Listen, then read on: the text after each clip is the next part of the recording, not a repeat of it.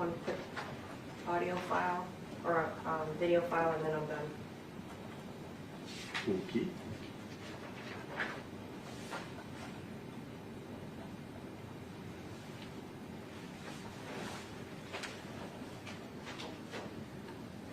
Alex is not closing.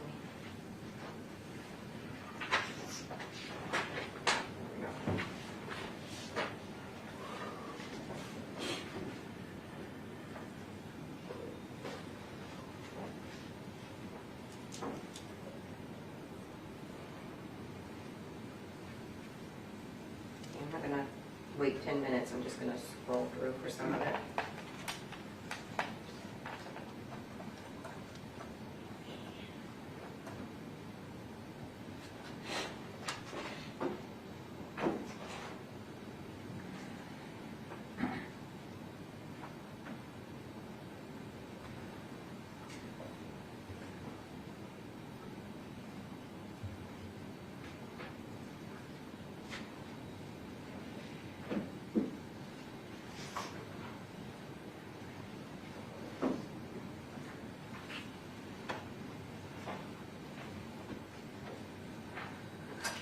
Okay.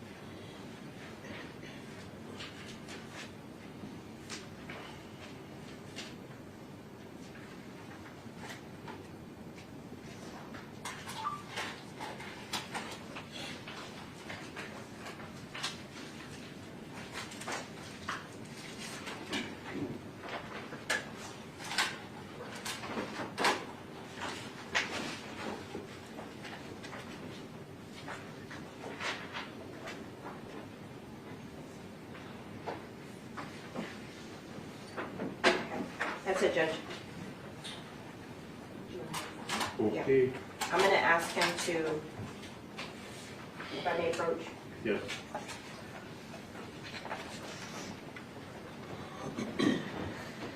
Did you recognize it? Yes. Okay, does it fairly and accurately represent what happened that day? Yes.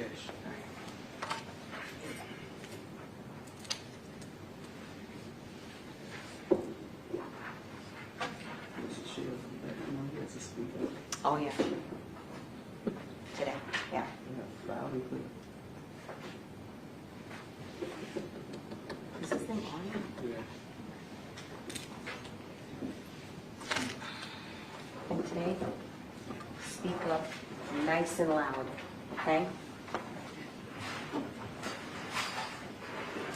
Judge, I'll have an objection to that video. Does the court want to handle that now? Yeah. Judge, the state seeks to introduce that video through this witness.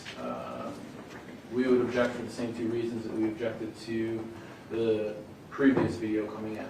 As the court could clearly see, there are several scenes in that video in which Mr. Allen was not present. He wasn't there. There is no possible way that he could authenticate those scenes. And then second, we object because this video is also a clipped, edited version of larger driftwood video. As the court could see, it went back and forth between both different cameras, as well as time-wise. It jumped ahead about an hour at one point. And so for pursuant to the court's pretrial ruling and motion in limine, we object for those grounds as well. Starting with the second argument first, Judge, if you can, I don't know if Your Honor was following along. There are two video files. One's raw and then one's the final. So the raw one is what the state is entering as It's not the same as the other where Right, so they're this one you have both. the actual, okay. Yeah, and that's how it was downloaded. There are times, let me Sorry. finish, please. There are times that BSO has personnel that goes to the complex, downloads it from the actual surveillance system, taking whatever it is that is necessary or relevant, and there are times that BSO takes the whole system back to the police department, and then we have a bunch of different camera angles. This is what we have, this is how we have it. So the objection, really, there's no way for me to respond to that because this is all that we have. So we did not take the entire system like with the other camera, and where we would have it survived like the other camera. As to that issue, Judge, Ms. Ashiel is mistaken. I have the entire thing on my desk, on my laptop here. I observed it during the evidence review. And if the court will give me a moment, I can pull what we have up.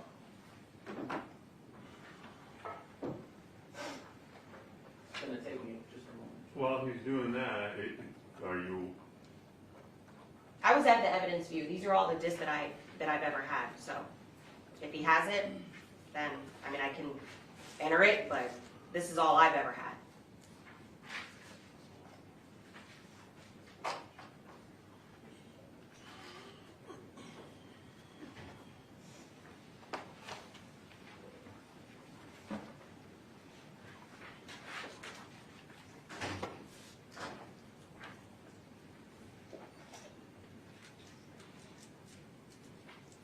It's a compressed folder, so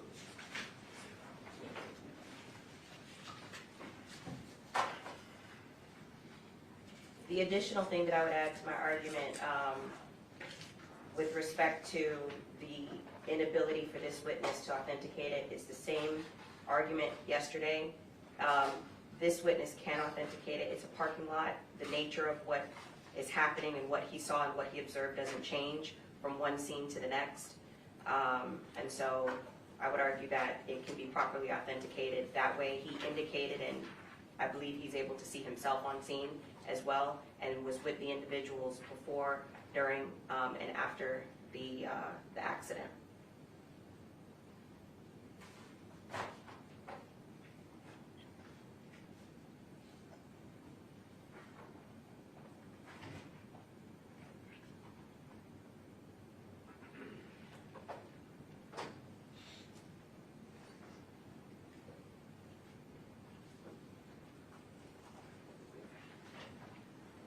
while you're waiting for that to come up, are you indicating then that the file, that compressed file that contains the entire video portion is different from the file contained on that disk? Not the one that was shown, but the state's indicating that there are two files on that disk, one being the complete and one being the edited. that is my memory from when I watched it at the evidence view. It's not letting me open the file. I don't know if I downloaded it wrong or what, but I observed a disk during the evidence view called RPAS, which is a zip drive,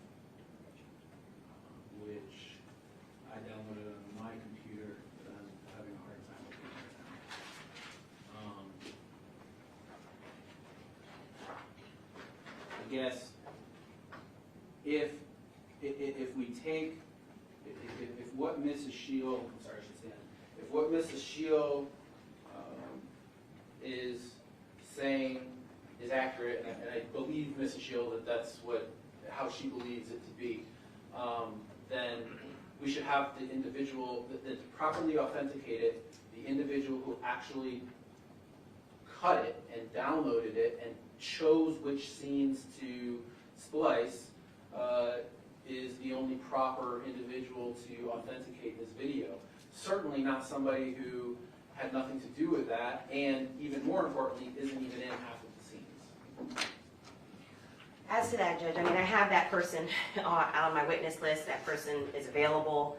That can easily be remedied for today, obviously, because of the nature of this witness's custody status. I believe that this video can be properly authenticated. It already has been. I believe the foundation meets the criteria under the rules of evidence. I can enter whatever the compressed file is if he's having trouble. I can't do it right now, but I can sort that out, whether it's over lunch or later today. I can't guarantee that that witness will be today, but I can certainly do that before the close of my case. So that's not something that is an issue that I can remedy before the close of my case. But as for today, I do believe it's properly authenticated. All right, court's ruling will be similar to that of the previous video. The state will enter the entire unclipped version into evidence. And with respect to authentication, again, a person who's familiar with the scene, captured by a rolling video camera, and who sees the front end, the back end, and is familiar with the area, and indicates that this continuous rolling film is a fair and accurate representation is sufficient without bringing the exact operator or the person who set up the camera or any of those other things, as long as the individual is familiar with the area, familiar with the scene, you can say this comports to how it appeared on that particular day. So, yes, Judge. Judge, in addition, the state showed me a mugshot of Mr. Bori that it intends to introduce. We object on both relevance and 403 grounds. His mugshot is not relevant, and showing his mugshot is, if there is any relevance, it's more prejudicial and probative. And Judge, on behalf of Mr. Newsom, I would join both objections, Mr. Kennedy. I understand you have a remote shot of Mr. Newsom. I'm sorry, you have to speak up because there's a lot of people on. I'm sorry, I'm joining the objection as raised, as well as because my client is depicted in one of those mug shots. And Jonas Walter, on behalf of the state. Good morning, Your Honor. Alexandra Buckland, Bath State. Well, I was assuming I was only responding to one objection because counsel said they had no objection previously when I showed it to them this morning. However, I believe Mr. Shield is going to utilize these to ask the witness if this is what they looked like at the time during the homicide. And the looking photos in most trials, it is relevant evidence as to how they looked at the time, not as just how they sit here today. So we do believe that we can authenticate these through this witness. Additionally, I did show them, I know they're not making any objections currently, but I just want the record to be clear. I also did show them a photograph, 2 photographs of a firearm that was described by the witness on the stand currently that we intend to also introduce. Just to respond to the mugshot, this witness has already identified Mr. Bori at least twice here in court. The testimony has been that the shooter was masked. There is no eyewitness testimony issue here that where what he looks like in the mugshot would somehow substantiate, evidence that was important. There's just no reason to do it other than to show the jury a mugshot. Judge, they put it at issue in the opening statement, and I've also gotten into it during Mr. Allen's direct. Identity is at issue in this case for all 3 defendants, specifically Mr. Boatwright. There's been some suggestion, well, more than suggestion, that he outright is saying that he wasn't there, and that he was at his grandmother's house sleeping. But also, there had been, it's been put out there that a witness, Keith Braley, who the jury has seen, was at Reba Motorsports at the counter, could have been the shooter. And so it's important, not just because they've been identified in court, how they look in 2023, but it's important how they looked on June 18th, 2018, which is what these photographs show. all right. First of all, we refer to them as mugshot photos because we know what they are.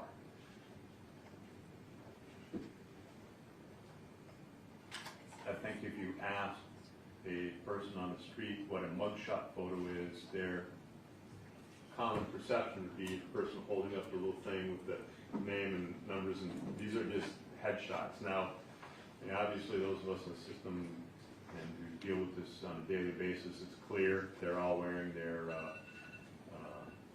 similar tan-colored garb, which we know where that comes from.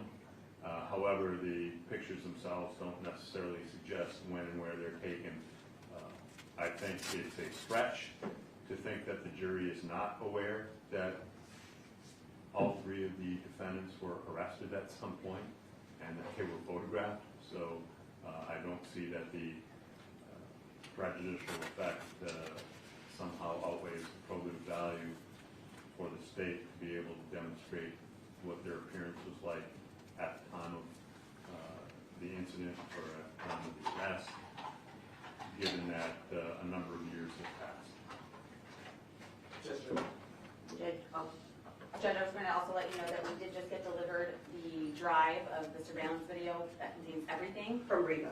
Well, the drive contains every piece of surveillance that we collected from every store. So what I will do over lunch is have my IT department hold them out and put them on separate drives. And they can look at it, they being the defense attorneys can look at it as well. Thank you. And then we will introduce those as well. Hearing objections. Okay, anything else? Nothing from the state, Your Honor. Oh, wait, did you show me? No, Your Honor. Yes, I did. Okay. Oh, no, I did not. Okay. Well, I'm sorry, one more thing, just the photographs that we already showed the defense. I apologize, I thought Ms. Buckaloon. Well, you don't need to show him now, you can show him some stuff. Oh, okay. Because it's not, Okay, all right, that's Yeah, fine. yeah, no, it's not like something that has to scroll, so you can, Oh, okay. you no can bring problem. them up like you would any other witness on the stand. You recognize this, who's that, all right, and then enter and publish. So, are we ready to get underway? We're good, Judge. Yes, Judge. Are they still down there, or are they here? Bring them into the room, let me know when they're all there.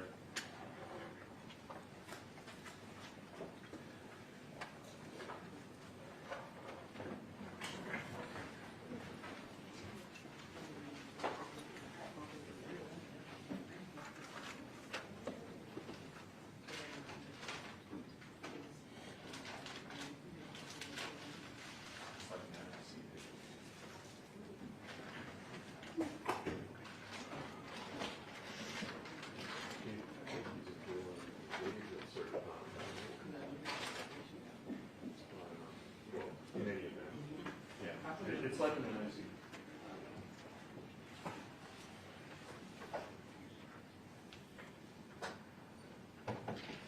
Judge, just before the jury comes in, I'm sorry, the one picture that I do think is important to show the witness prior to, just in case if there's an issue, it could have a prejudicial effect. If it's not correct, I would rather do that now than in front of the jury. It's the one that you guys have seen. Because there would be a suggestion that there was another firearm that was involved that wasn't. Do you recognize it? What, Yes, whose gun? different, Then? one that knew some Okay, and what about, Hold on. I can't hear the witness. he said it's a different gun than the one that Newsom had. I'm trying to authenticate the gun in the photograph. Judge, can we do this? I want to do this in front of the jury. If he hesitates, I don't want the jury to see his reaction, because what I just saw was somebody who did not recognize that firearm. The problem is that if I do it in front of the jury, and because this is one of the guns that was collected, that maybe, let me, Now we're telling the witness more about the gun that he's supposed to be the one authenticating. Judge, I object to doing this in front of Mr. Allen. Sidebar.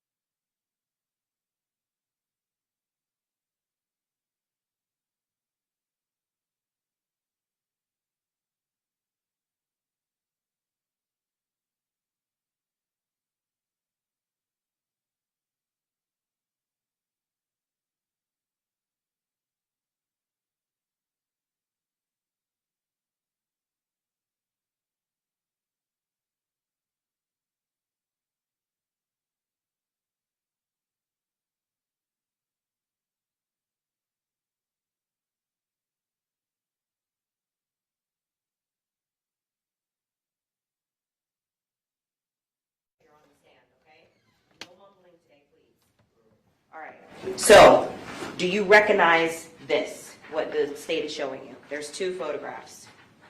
Yes. How do you recognize it? It's a different gun we had. Who had? Be specific. Who had that gun? Every one of us.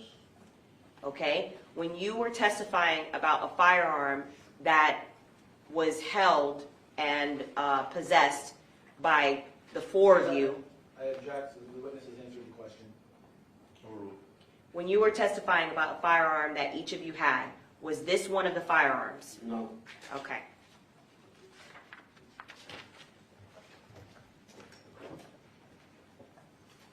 Right.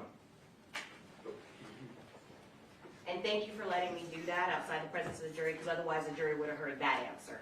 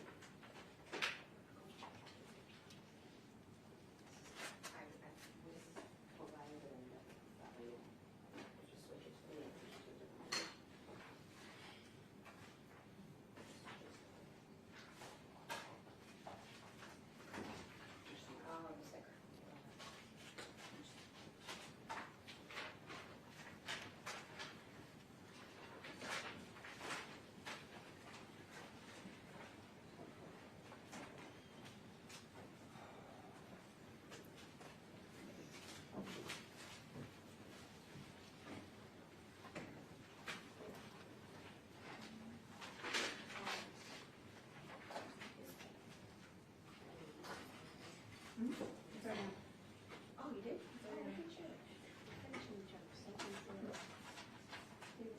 Okay, this is what you used to draw. See if I can remember this. If you want me to do it. Okay. Yes, please.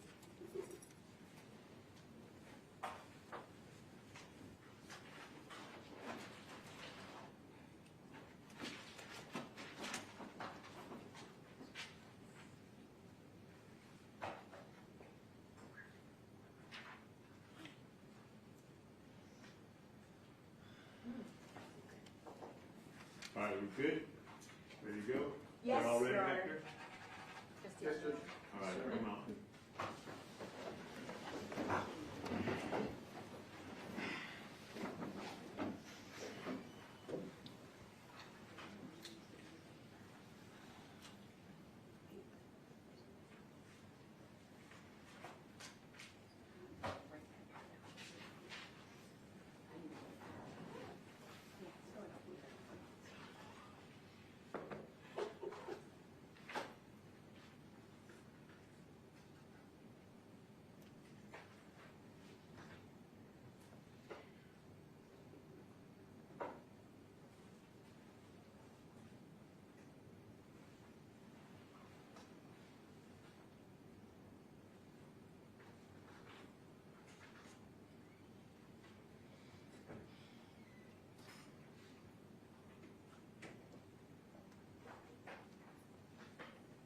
Two more decided at the last minute, Your Honor.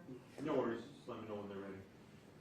State anticipated length of your remaining direct? Well, it's 11:21. Does Your Honor, I can probably be like another, I guess an hour or so, maybe hour and a half.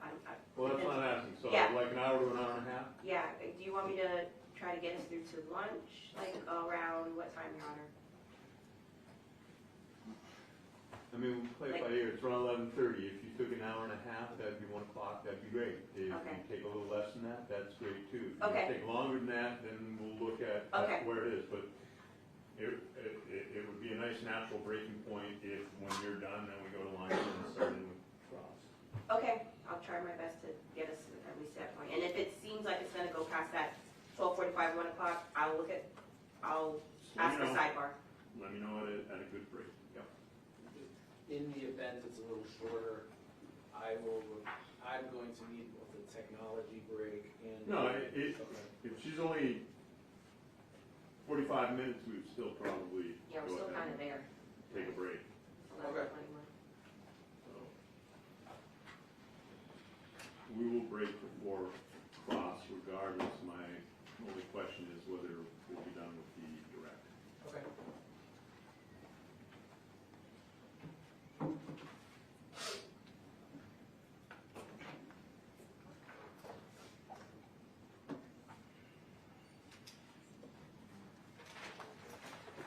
Okay, you're ready, Your Honor. All right, bring them on.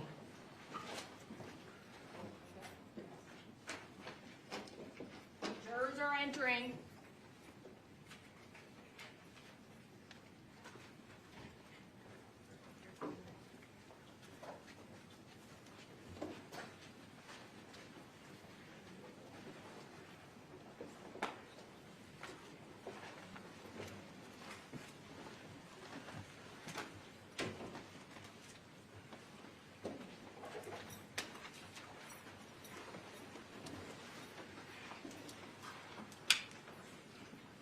Parties may be seated. Court will come to order. The parties are present. The jurors are present. Ladies and gentlemen, good morning and welcome back. Thank you for being on time. I trust you're all able to follow the court's directions. Very well. All right, we'll pick up where we were yesterday. You are Robert Allen? Yes, You're the same Robert Allen that was here yesterday? yes. I remind you, sir, you are still under oath. State you may proceed. Thank you. Good morning, Mr. Allen. Good morning. Okay, so I'm going to say this hopefully once, and we won't have to repeat it. Can you please, for today, speak up nice and loud as I'm speaking. I know I naturally speak loud, into that microphone, okay? And if I see that you're getting a little dull, I'm going to remind you. So please be mindful of that today, okay? Okay. Thank you. All right, I believe yesterday one of the things that we went over was immediately after the homicide, you indicated that yourself, Michael Boatwright, Trayvon Newsom went somewhere in the area of your house and were in the Dodge Journey. Do you remember that? Yes, Okay. And you're aware that some of the things that you talked about, specifically with the car accident that happened with the Dodge Journey, was memorialized by surveillance video by one of the complexes that it happened in front of. You're aware? yes. Okay. I'm going to show you what has been pre-marked for identification as states C, I believe.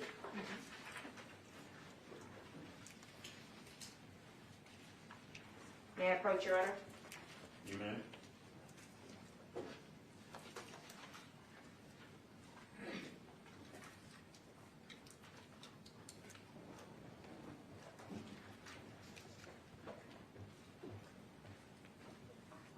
Do you recognize state C, that C for Charlie? Yes. How do you recognize it? On my initials and the date. Okay. And does it fairly and accurately represent what you recall happened on June 18th, 2018, immediately after the homicide? Yes. At this time, I move into evidence states C as states 3. Any additional objections? Just the permission to book either witness, please. You may. Do you want this or? Well, actually, I'll give it to. You watched this video this morning, correct? Yes. And am I correct that there are multiple scenes in this video that you are not in? Yes. Because you are not in those scenes, you did not see what was going on around at that time, correct? Yes. Nothing further, all of our, renewal of our previous objections. Overruled. Joining? Overruled. What was previously marked states C for identification shall be received in evidence as states 3, you may publish at will. Thank you, Your Honor.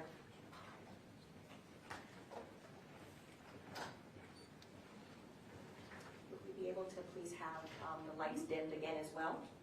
Thank you. Once it's up and running. Thank you, Judge.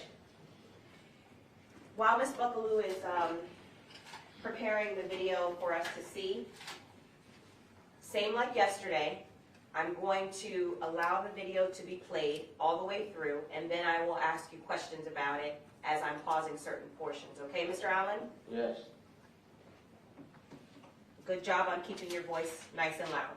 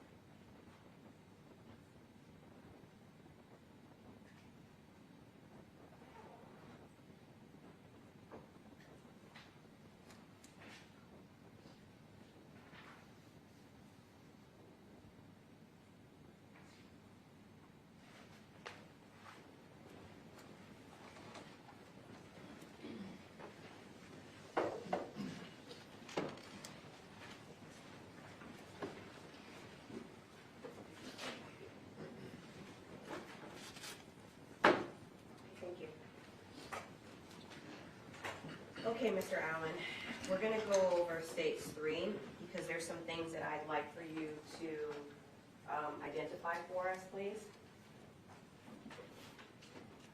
And so it's replaying now, and I'm gonna fast forward to some parts, and then, just like yesterday, pause and ask you a couple of questions.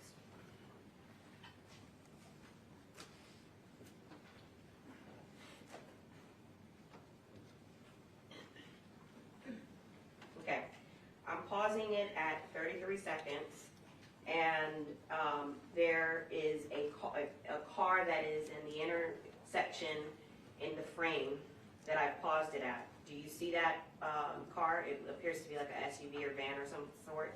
Yes, What car is that? Dodge Journey.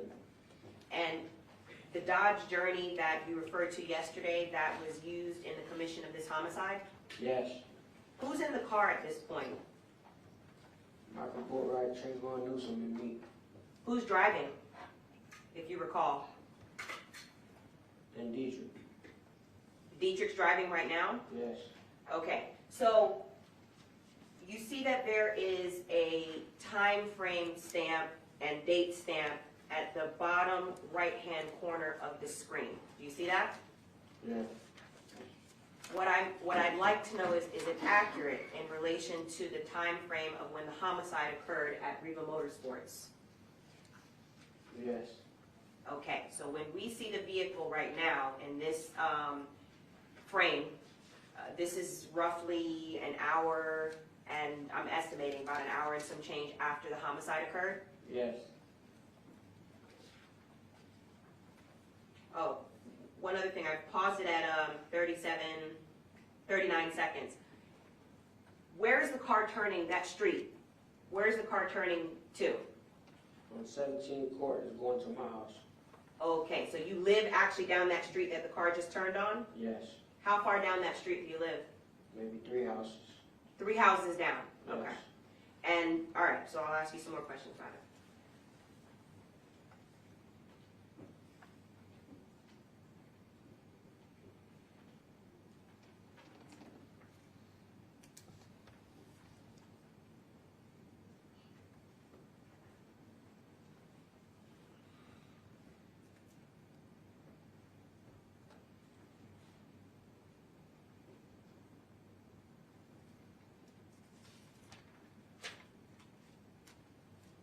Now, I'm pausing it at 1 minute and 9 seconds. Are you able to see if there's any cars in that frame that you recognize coming from your street? Yes, What is the car that you recognize? the Dodge Journey. And at this point, do you know who's driving?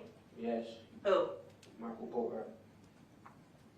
Now, you testified yesterday that Michael Boatwright and Trayvon Newsom were living with you during this time.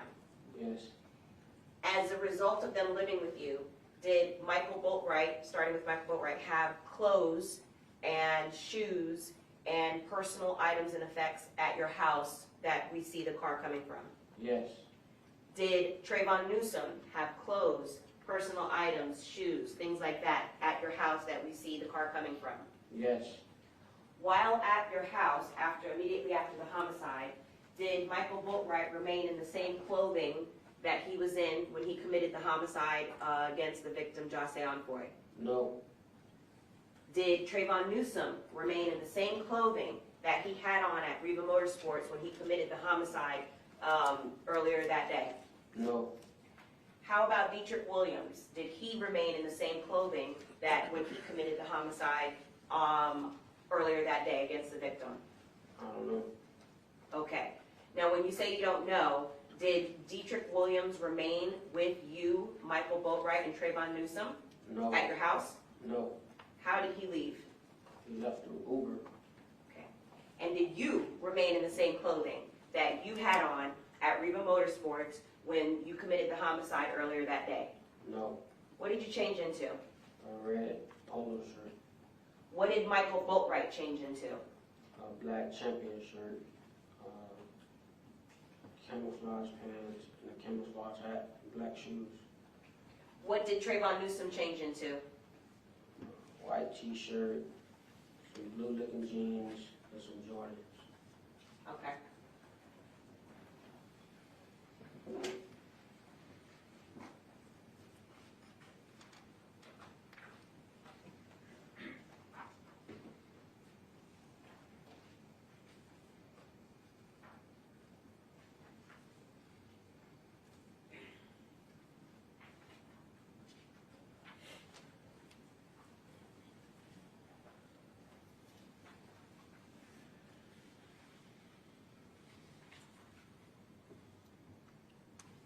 pausing it at 1 minute and 40 seconds. Do you recognize any of the vehicles in that frame? Yes. What is the vehicle that you recognize? Dodge Journey. Okay, and do you know anyone that lives at this apartment complex? No. Did you, Michael Boatwright, or Trayvon Newsome, go to anyone's apartment in that apartment complex at the time that we're looking at right now? No. Okay. Why then is the Dodge Journey being parked at that apartment complex as opposed to your house, which is roughly a block away across the street? Because I didn't want the car in front of my house. Why? Because it was just an emergency. Okay, so was it an attempt to evade detection? Yes. At the point that we see the Dodge Journey, when you're trying to park it in a different complex so it's not in front of your house, had you already learned about the fate of the victim, that you and your co-defendants had killed him? No.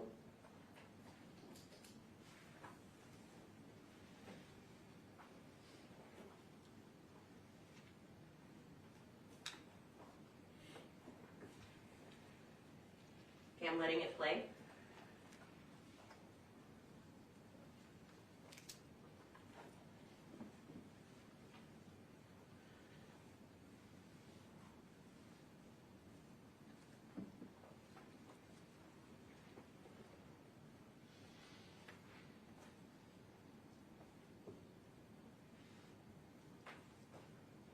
And as we're watching it, do you know the name of this apartment complex? Driftwood apartment.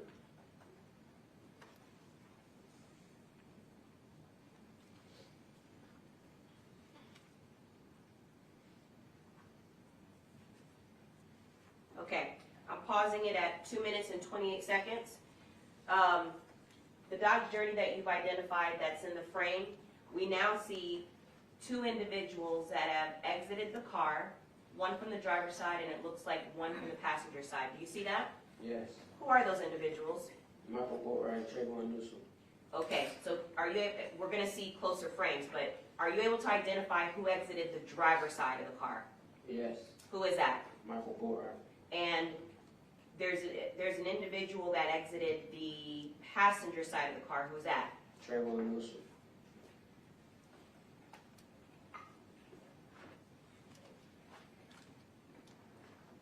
Okay, and I'm pausing it again at 2 minutes and 33 seconds. Are you in the car with them at this point?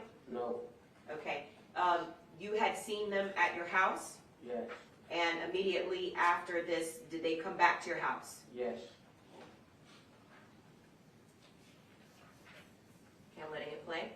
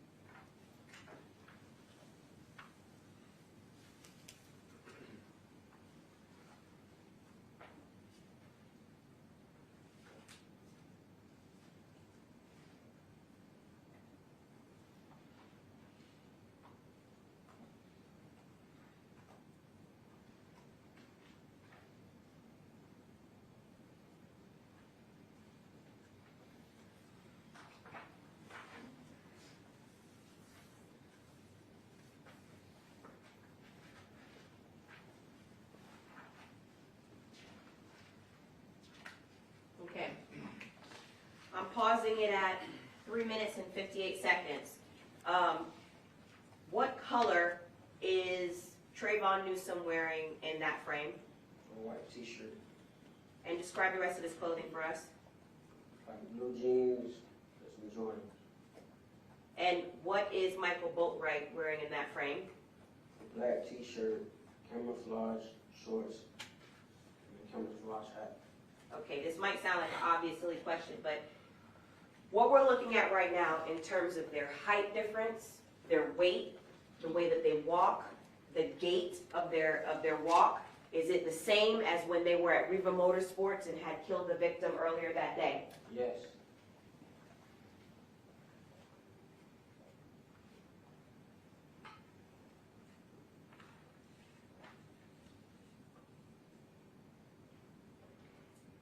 I'm pausing it again at 4 minutes and 8 seconds.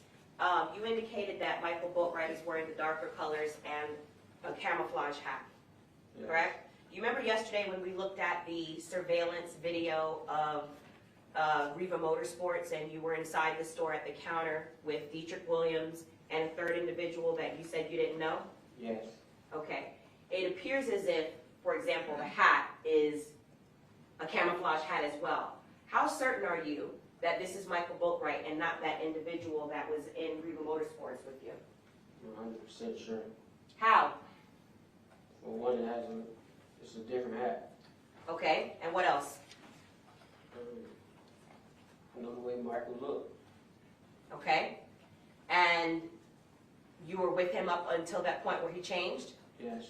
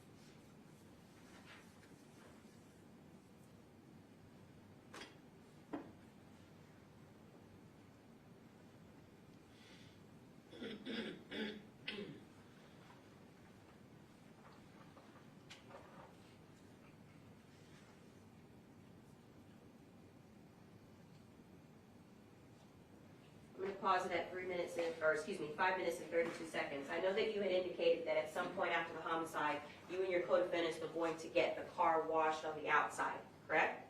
Yes.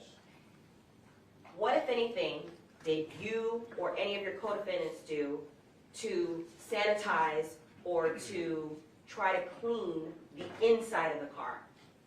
Throw away trash. Throw away trash. Did any of you try to remove your fingerprints from the car? No.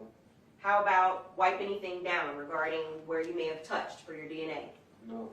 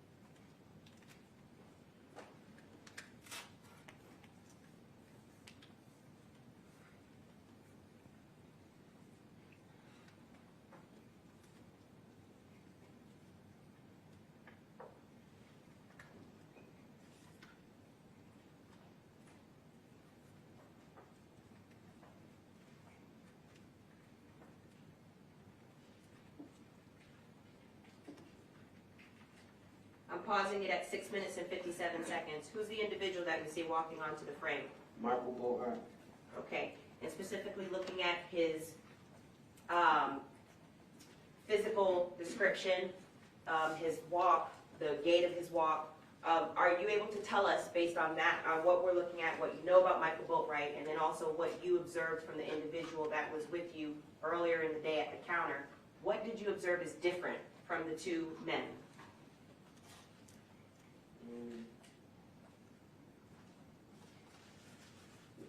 Looks like the other guy was a little heavier Okay, and possibly a little shorter. And it's a different hat.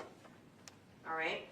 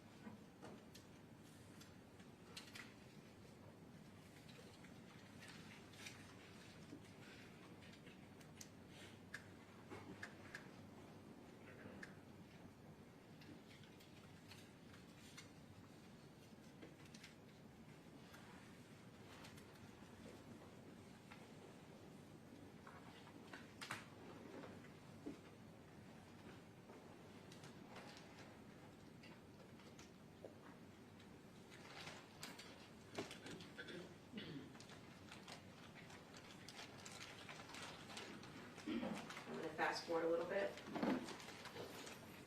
Okay, I am pausing it at 8 minutes and 44 seconds on the player, and on the screen, it's showing at 6:45:48 p.m.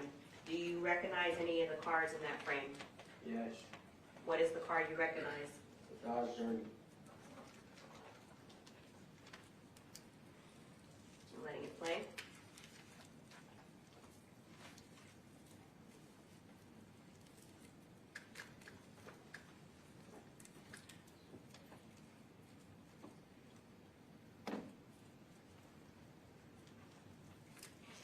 I'm going to pause it just for a second. You said that, it's paused at 9 minutes and 4 seconds. You said that at this point that we're looking at, you had not learned that Jose Envoy was killed, correct? Yes. Did, at any point, Michael Boatwright ask you why you were parking the car, or he had to get the car from across the street? No. He didn't find that odd? Objection, calls for speculation. Sustained. No. When an objection Terry is will sustained, disregard the last answer. anytime the judge sustains an objection, don't answer the question. Okay? All right. As far as Trayvon Newsom, did he ask you at any point, why are we parking the car across the street and not at your house? No.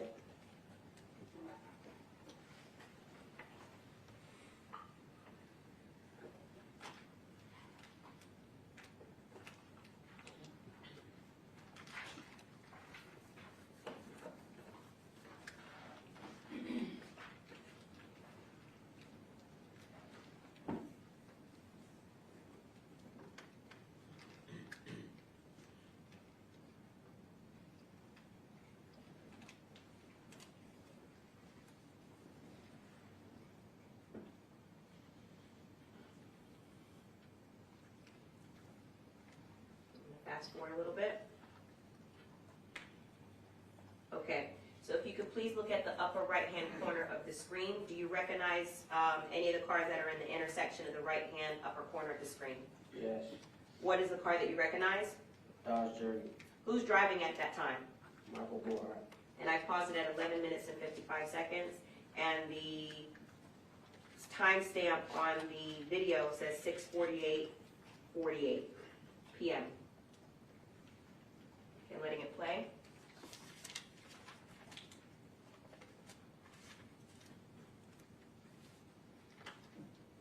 Okay, I've paused it.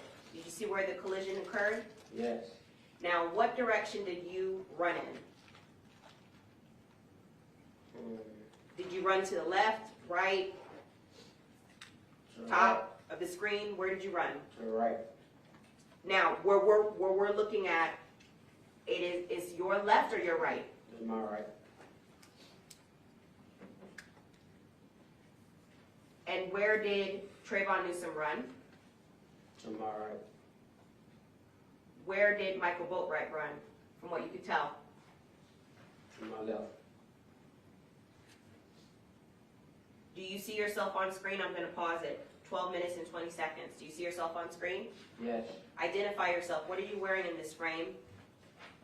I own a red polo shirt, khaki pants, and blue Timberland. And that's what you changed it into after the homicide? Yes.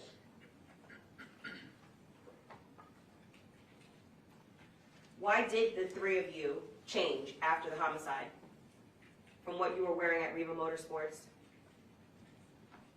Because we didn't want to be seen with the same clothes on.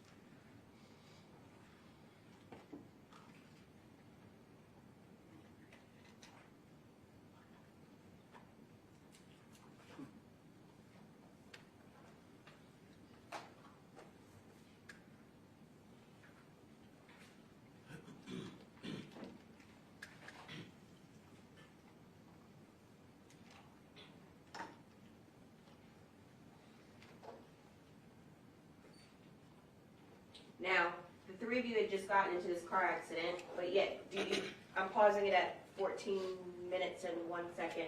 The three of you had just gotten into this car accident. At the point that you got into the car accident that we see, had you known that you had already killed the victim? Yes. Okay, so why, at this point then, did the three of you bail out of that car? They didn't want attachments to the car.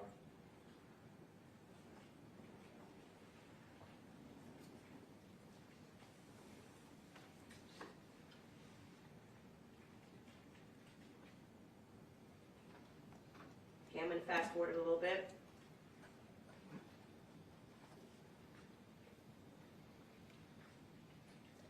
Actually, I fast forwarded it a little bit too much. Okay. I'm pausing it at 16 minutes and 32 seconds. Do you recognize that sedan Yes. that's at the stop sign? Yes. Who is that opened the driver's door and appears to be waving to somebody down the street? I don't know. Okay. Do you know, you said you recognize the sedan. How do you recognize the sedan? Because I got into the car. So if you don't know the person that's waving, are they waving at you? Yes. Why would then you get in the car? Because they told me that Michael was in the car. Okay. Let's watch a little bit further.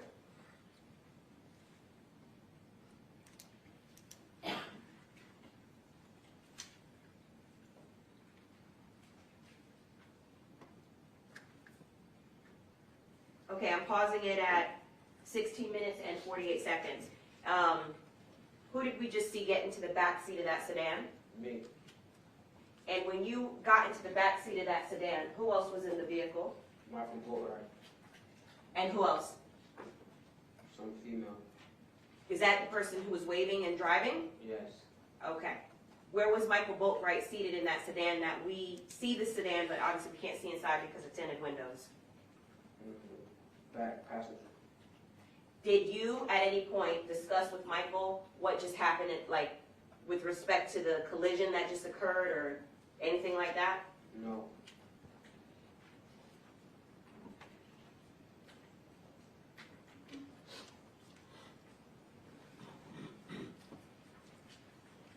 where did the female that was driving you and co-defendant Michael Boatwright go from there? We see her make a right turn. She took us into a neighborhood called Dillon. Why that neighborhood? That's where we wanted to go. Okay.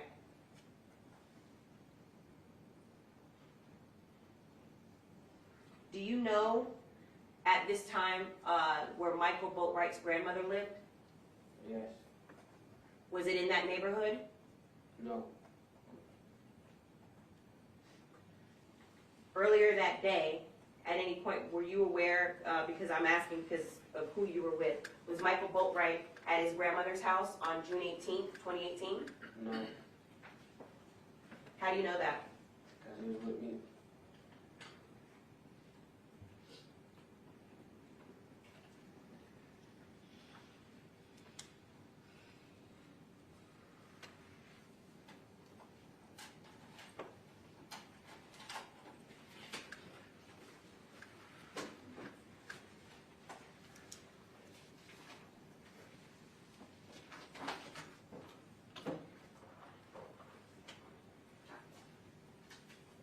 One moment, Your Honor.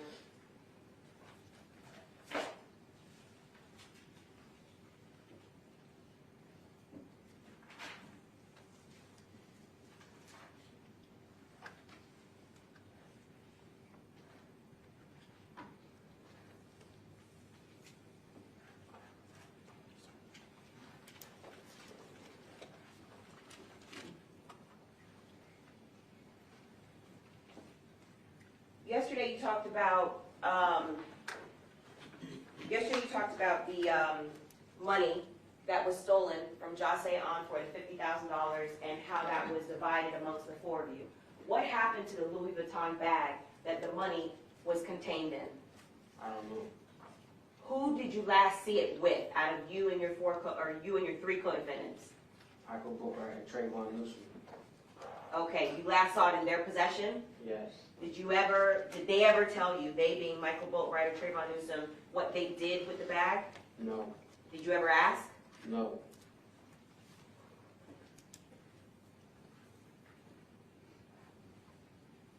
And when was the last time you saw the bag? Was it the day that the four of you killed the victim? Yes. Okay, I'm going to show you what's been pre-marked for identification. As states D, as in David.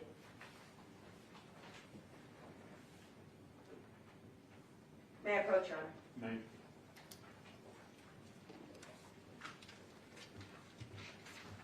Do you recognize it? Yes. How do you recognize it? Deidre Williams. Okay, and does it fairly and accurately represent what Dietrich Williams looked like on the day of the homicide, June 18th, 2018? Yes. At this time, I move into evidence states D as states 4. There no objection. I'll renew our previous objection. Without objection and over objection, what was previously marked states D for identification shall be received in evidence as states 4. You may publish it. Okay, thank you. I'm now going to be showing you what's been marked for identification as states E. E is echo. May I approach? May. Do you recognize states E? Yes. How do you recognize states E? It's Trayvon Newsom. And does it fairly and accurately represent what Trayvon Newsom looked like on June 18th, 2018, the day that the victim was killed? Yes. At this time, I move into evidence states E as states 5. No additional objections, Your Honor. I'll renew our previous objection. Over previous objections, what was previously marked states E for identification shall be received in evidence as states 5. You may publish at will. I'm showing you what's been pre-marked for identification as states F. F is in Frank. And may I approach, Your Honor? You may.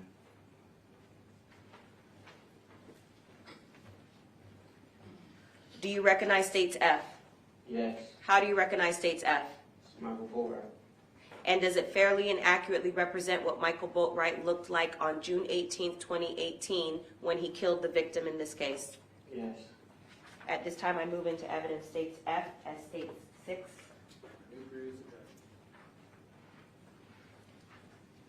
Over previous objection, what was previously marked as states F for identification shall be received in the evidence as states 6. You may publish it. Will.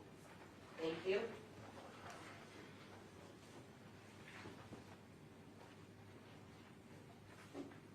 May I approach? You may. I'm showing you what's been previously marked for identification as states G. Do you recognize states G? Yes. How do you recognize states G? It's me. And does it fairly and accurately represent what you looked like on June 18th when you killed the victim? Yes.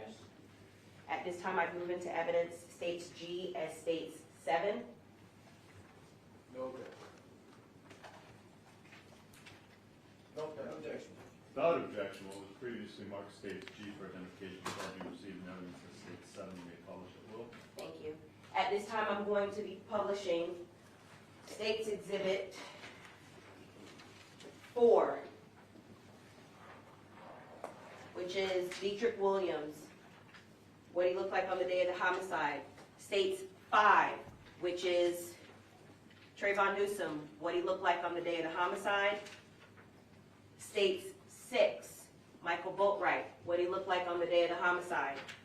States 7, Robert Allen, what he looked like on the day of the homicide.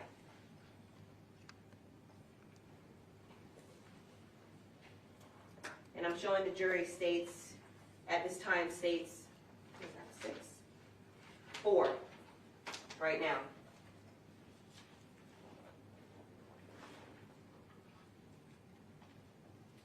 Okay, so we're looking at a picture of Dietrich Williams. So he had all of those tattoos on the day of the homicide on his face, just like that? Yes.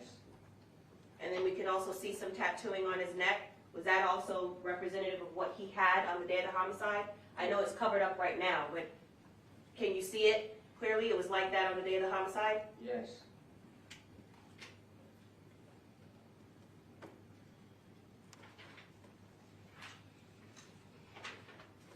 I'm showing states 5 to the jury. Trayvon Newsom.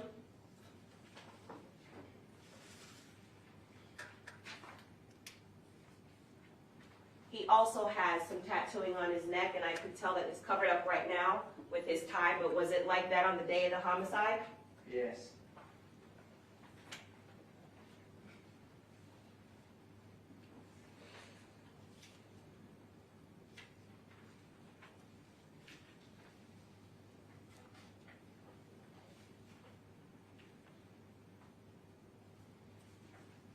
I'm showing states 6, Michael Boatwright. Is that what Michael Boatwright looked on the day of the homicide? Yes.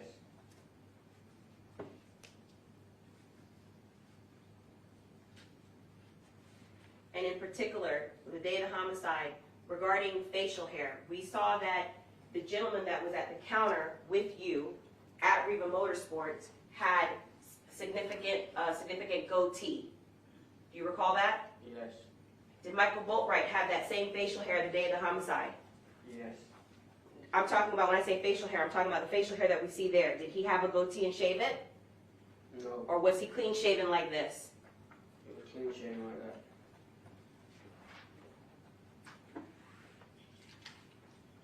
I'm now showing the jury state 7, which is you, correct? Yes. And this is what you look like on the day of the homicide? Yes. Is this also with respect to states 4, 5, 6, and 7, how all of you weighed in terms of the weight that you had on the day of the homicide? Yes.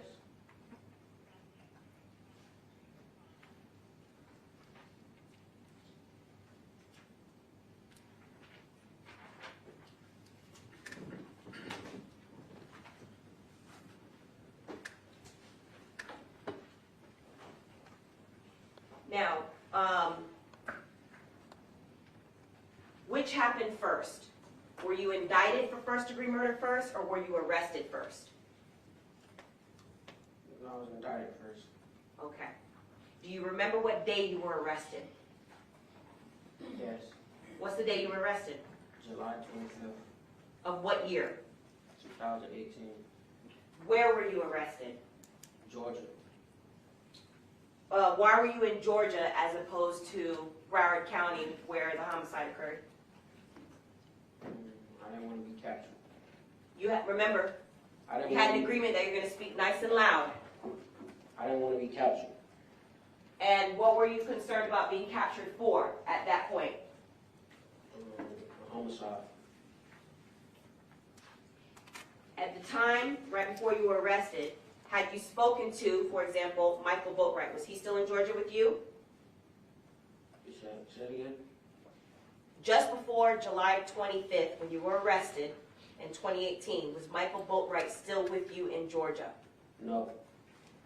You left Broward County to go up to Georgia with him, correct? Yes. Did Michael Boatwright leave you in Georgia before or after the victim died? He left me in Georgia after the victim died. Okay, so the two of you already knew that the victim had died when the both of you were in Georgia. Yes. Do you know where Michael Boatwright went after he left Georgia? Objection calls for speculation. He knows. Do you know? No. Okay.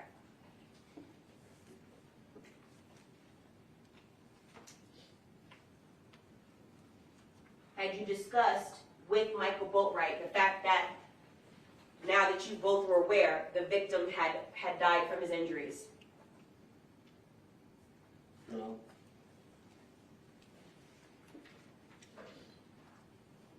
When you were arrested July 25th in 2018, you went to a police station in Georgia? Yes. Do you remember what county you were in? Dodge County.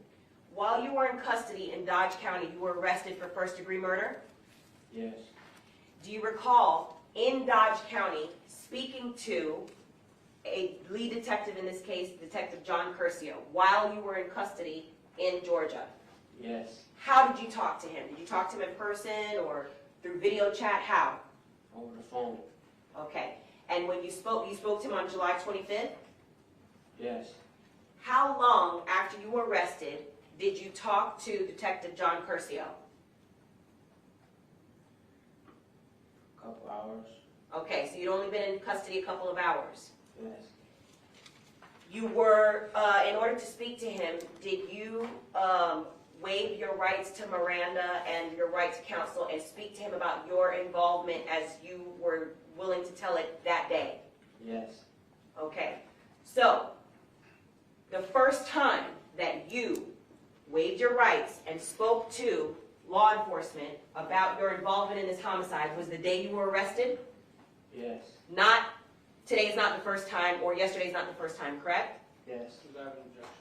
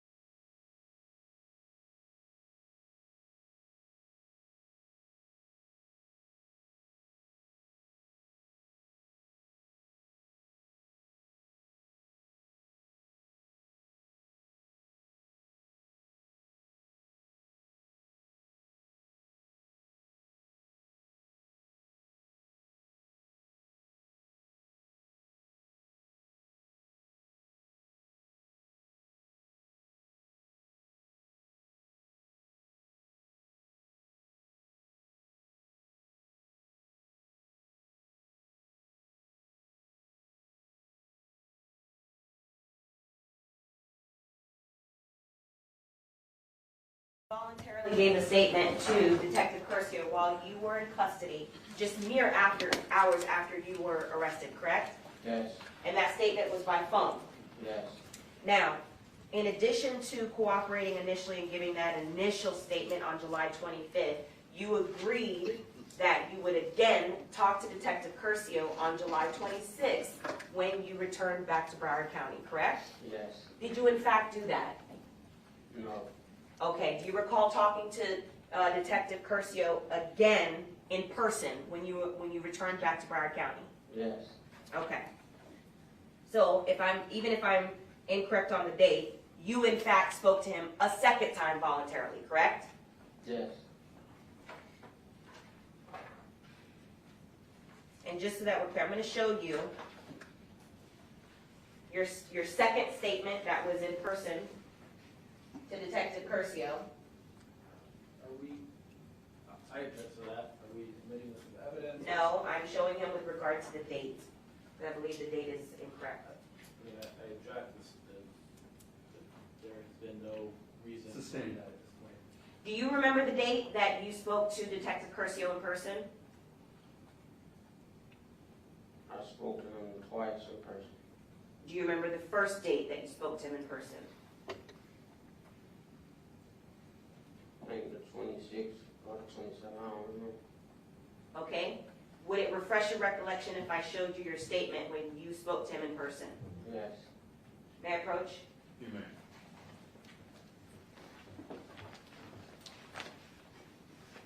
Take a look, and does the statement that I'm showing you memorialize the date that it was taken, that you spoke to Detective Curcio in person? yes, What's the date? July 26th. So now, do you recall that you spoke to him one day in person after you were arrested? Yes, Can I see that, please?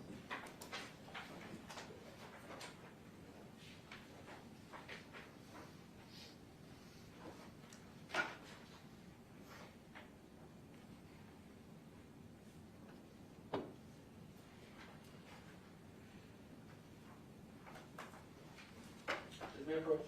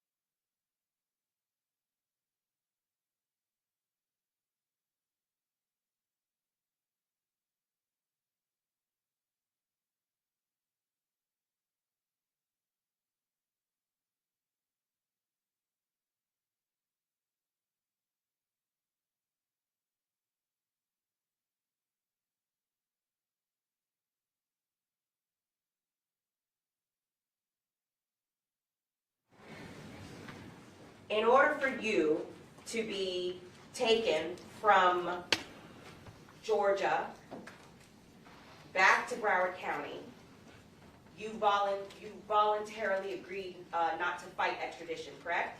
yes, In addition to that cooperation, do you recall again speaking to, this time, Detective Curcio, a member of the State Attorney's Office, and I believe it was an investigator also from the state attorney's office on October 23rd, 2018. Yes.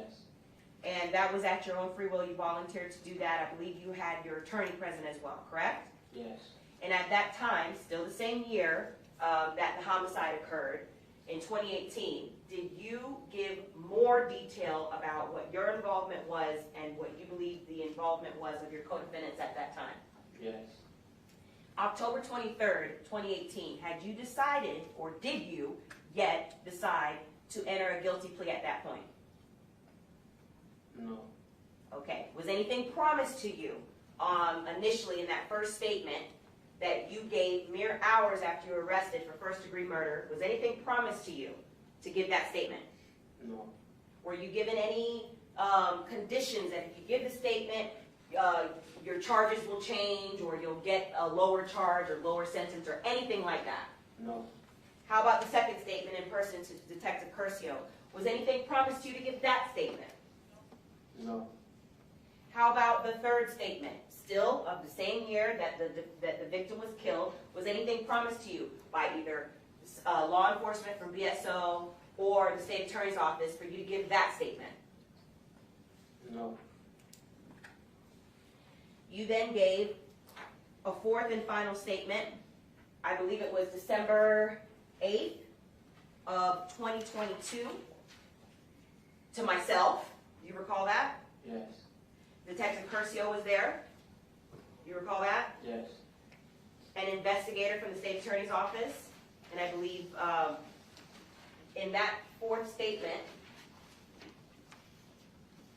oh, I'm sorry, not December 8th, July 28th, you gave the fourth statement. Do you recall that? Yes. Okay. In that statement, that was the statement to me on July 28th where Detective Curcio was there and also an investigator from the state attorney's office. Do you recall that? Yes. And at that time, did anyone, whether it was myself or someone connected with the state attorney's office or BSO, give you any indication that you would get any particular sentence in order to give that statement? No. How about a change of charge or any preferential treatment to give that statement? No. Did you give that statement voluntarily? Yes. Shortly after that statement, I believe it was August 10th, is when you entered a guilty plea, correct? Yes. Okay. And after you gave, you entered a guilty plea as to your involvement in this case, you were also deposed on December 8th. Do you remember that? Yes. At the deposition, do you remember who was present? Yes. Was I present? Yes. Was Ms. Buckaloo present? Yes. How about Mr. Kimmock or his co-counsel on behalf of Mr. Boatwright? Yes. How about Mr. Ramirez on behalf of Mr. Newsom? Yes. And how about Mr. Padilla on behalf of Mr. Williams? Yes. And at that deposition, you were placed under oath, Yes. and you testified about whatever it was that you knew regarding this case, correct? Yes. Okay. So by my count, that's 5 statements, either under oath or voluntary that you've given in this case, correct? Prior to testifying yesterday and today. Yes. Now, you're aware that when you give a statement under oath, and if you are not truthful in that statement, you understand that that means that you're lying under oath. Do not object to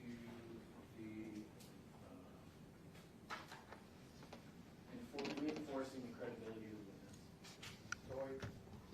Join is leading as well.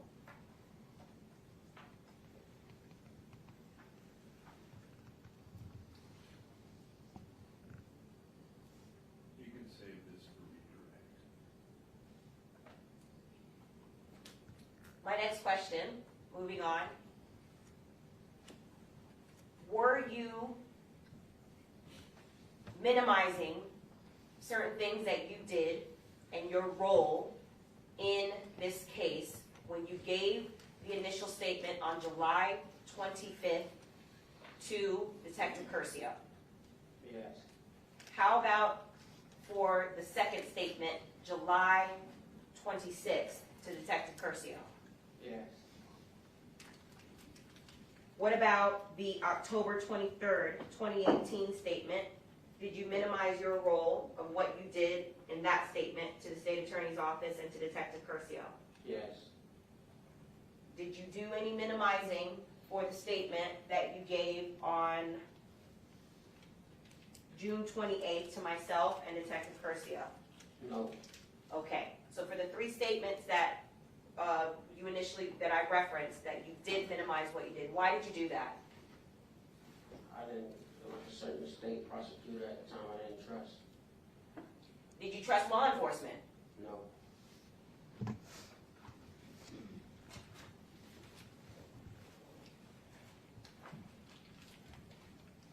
One moment, Your Honor.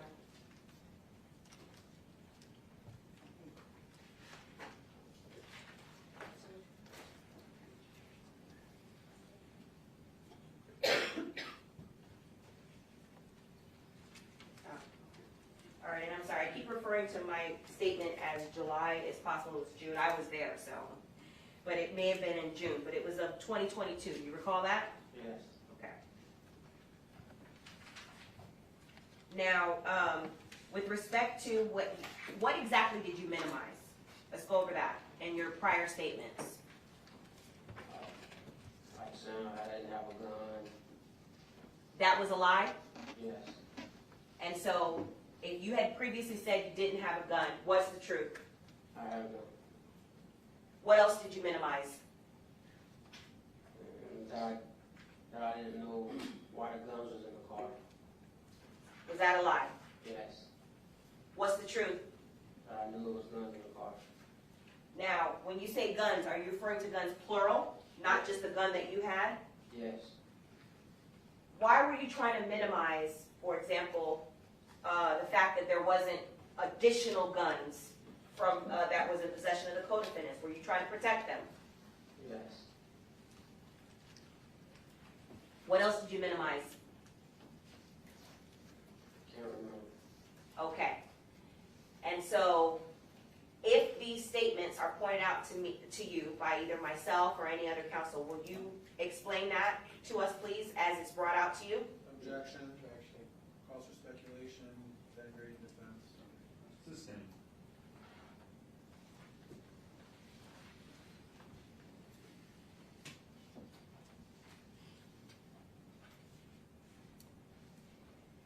Now, we talked a little bit about who received what in terms of the cash that was divvied up between the four of you. You recall that? Yes. You received $5,000. What did you do with your $5,000? I can't remember. Okay. Did you ever take any of the portion of $5,000 and, for example, return it back to law enforcement when you were arrested in July? No. Okay, so by July, the time that you were apprehended and arrested in Dodge County, where was the money? I can't remember. Okay. How about the $15,000 that Michael Boatwright had? Do you know what he did with it? No. How about the $15,000 that Trayvon Newsom had? Do you know what he did with it? No. How about the $15,000 that Dietrich Williams had? Do you know what he did with it? No. There are photos where you're flashing some cash. You recall having photos that may have circulated on social media? Yes. Is that cash, was that cash from the spoils of this robbery? Objection. If we could be more specific as to which photos are being discussed. There's a lot of photos of that, so we have no idea. We might need to sidebar, Judge. Hold on. Yeah. Come sidebar.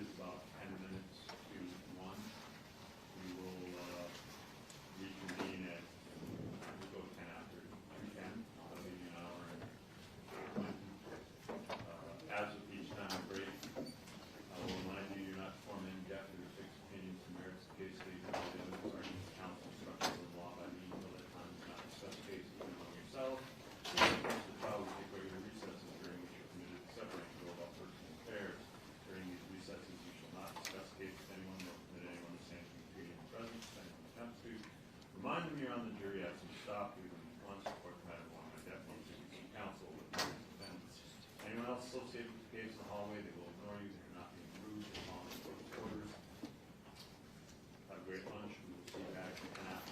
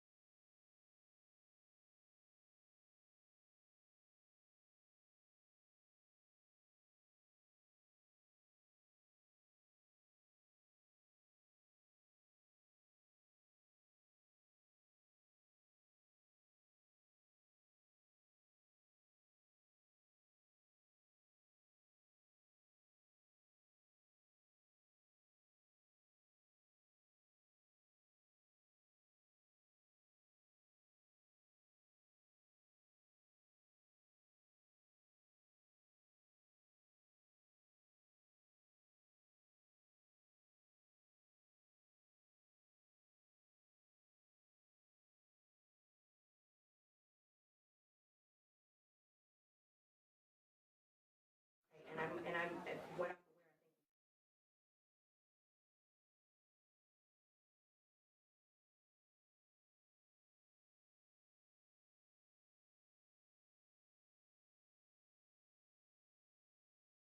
The state has disclosed something new that they feel they needed to disclose to us, which may require a brief hearing. I'd like to find out about it because it's a very important piece of evidence that the state is going to try to use it against my client. We've just learned it. I just don't want to bring it to your attention in front of the gentleman that's on the stand at this point, so I would suggest we go sidebar or perhaps remove him briefly so we can address it. I think that it's going to require inquiry from the witness judge, so I mean, disclosing it, I don't think will make a difference as to what the inquiry will be. Well, but So- that's tipping the witness allegedly to what he's supposed to say. Or shortly thereafter. take them out. It's your call, Your Honor, but that's my take on it, that I don't know it would make a difference. And one of the Can deputies we just that, have him standing back with you guys for a second? Thank you. and by the way, one of the deputies that is escorting him, I think, may have relevant information as to this, so. Let's, one thing at a time. We're at the bubble coming through the park now, walking from way.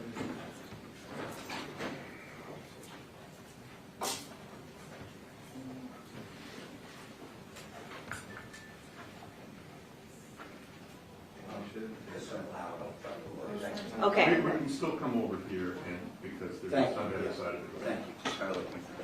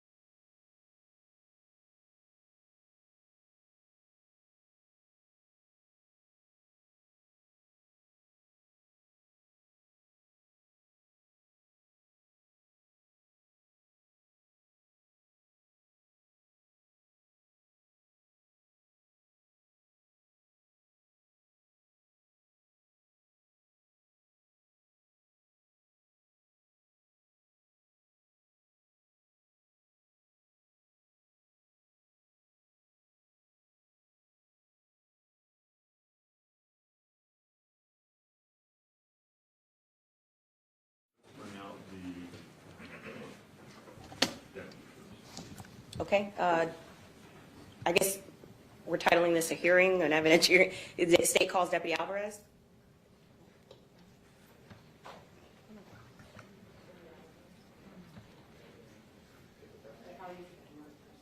Yeah, do you need another, okay. Sorry. Another situation? Okay. You're gonna be, And you can just do it, man. You swear testimony about you, in case not bringing you the truth, nothing but truth to help you God. Sir, yes, sir. And state full name, spell your last name for the record. Full name is David Alvarez, Deputy with Broward County Sheriff's Office. Last name is Alpha Lima Victor, Alpha Romeo Echo Zulu. All right, state your name, Clark. Deputy Alvarez, what department are you with? The Broward County Sheriff's Office. When I say department, there's a subsection that you work for specifically? The Division of Department of Extension. Okay, and in that division, you're responsible for the transport specifically of whether it's high-profile inmate or inmates that have a specific, like, special custody status? Yes, ma'am.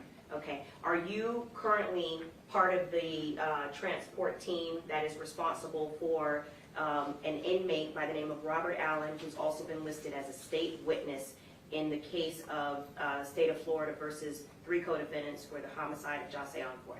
Yes, I've been assigned with the transport of Mr. Robert Allen. Have you been with Mr. Allen since, I believe it was Monday, as part of his transport team to assist in getting him here for trial? Yes. Okay. Is there an incident that happened today on February 9th that you alerted the state attorney's office to regarding some comments, threats, or however intimidation that was made by one of the co-defendants directed specifically at Mr. Allen? Yes. Who was the co-defendant or co-defendants that was involved in this incident? The co-defendant that we can identify as Mr. Newsom. Okay. And what is it that, tell us what it is that you notified the state with. What happened? As directed by Your Honor, Mr. Robert Allen was supposed to come up here first.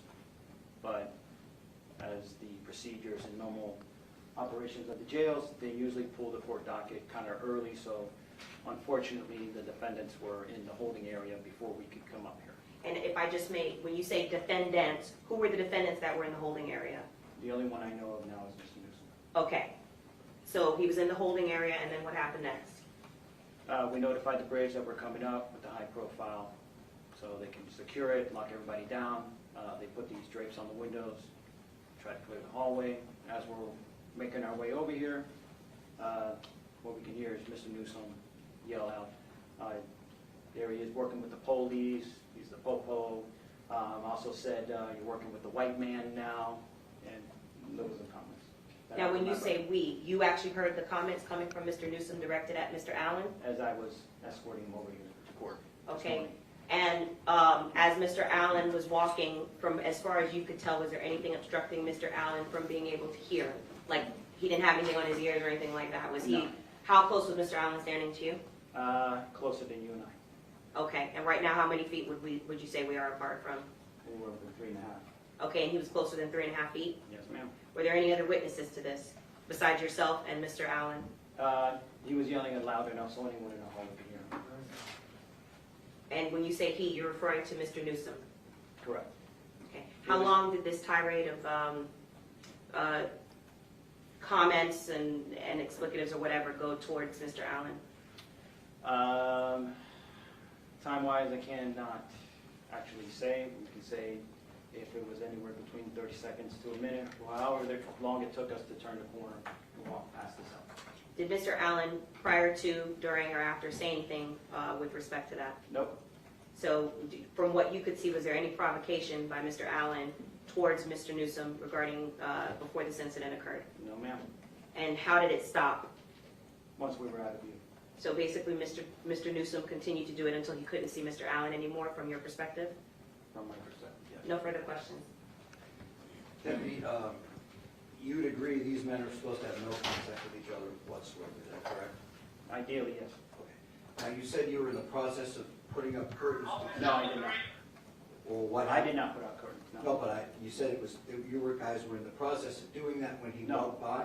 No, the way you're saying it is incorrect. Explain to me what you were Tell me about The curtains were already up Okay, so before we got down there. That's As so we're walking down the hallway, as if I'm walking to you, that's where Newsom's cell was. okay. He starts saying Right, his you don't have to comments. approach me, sir. No, no, just so we can get, you know.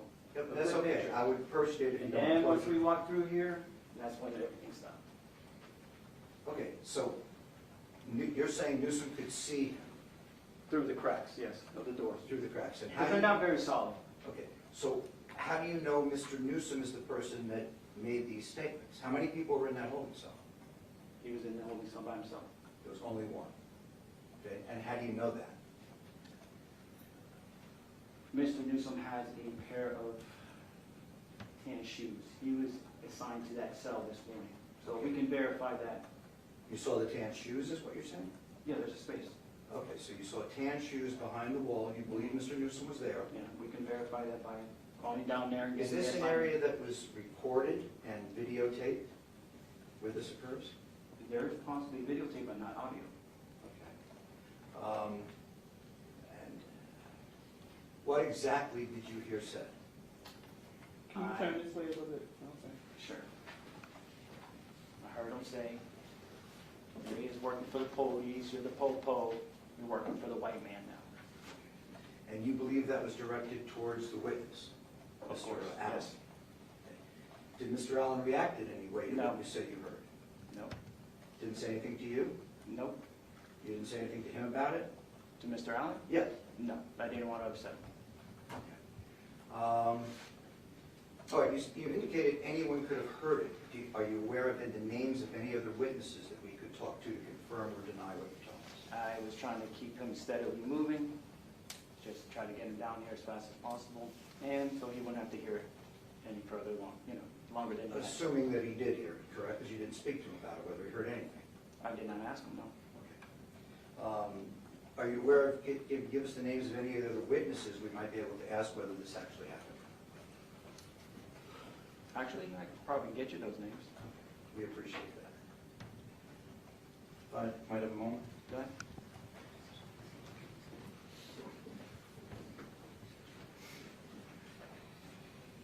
What's your department you work for again? Department of Detention, Broward County Sheriff's Office.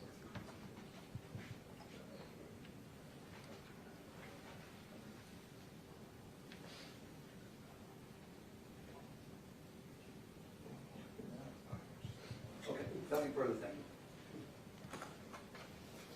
As part of this inquiry, I'd like to bring out Mr. Allen with respect to. Well, Judge, before we do anything with Mr. Allen, I'd move to compel whatever video may exist and the names and addresses of any other witnesses so we can really find out what happened here, because once we talk to him about it, it's too late. We're tipping him off that there's a big issue here and he needs to. I don't know how big of an issue it is. However, I'm certain there are other detention deputies down there at the time, right? Sir, yes, sir. But I mean, my recollection of that area is there's sort of a hallway, there's some Yeah. holding cells, there's a desk there.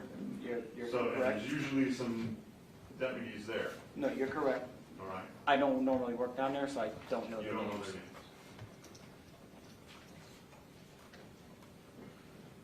I would join Mr. Burris's motion before, certainly before any of this is disclosed to the jury, to have the names of the witnesses and any video that may exist. Join. And Judge, I'm objecting to that. This is something that's happening. It's a fluid situation. I'm in the middle of my direct examination, and I believe, especially on the day that he's testifying, a couple things are material. Number one, he's a state witness that's been disclosed as a state witness that's been on the stand under oath. Mr. Newsom has been here, has heard the testimony, has heard the court's admonition to not only the witness, but to all the parties that no one was to disclose or say anything to this witness. He used the opportunity outside the presence of the court and outside the presence when he felt that he could get away with it to be able to try and intimidate the witness. Secondly, having additional witnesses, if they exist, doesn't change the fact of what this witness under oath, referring to Deputy Alvarez and potentially Mr. Allen under oath, would testify to. I don't know how that changes anything, and I would argue that being the time frame of it, I think it's very relevant for this jury to know that in the middle of this testimony of this witness, who's a material witness, He's being threatened by one of the co-defendants.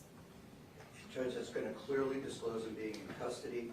These allegations could rise to the level of charges against my client, separate and distinct charges. Certainly could.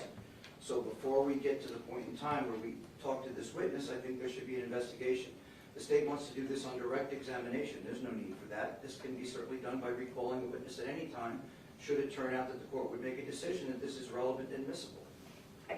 And there's, I'm sorry, Judge, there's precedent for that regarding, there's precedent to be able to bring it up. There's multiple layers, obviously, of what's going on here. But as far as take away the fact that this could be a crime, take away the fact that there could be other witnesses to it, those are all things that either can be examined or addressed on cross-examination or through other various means.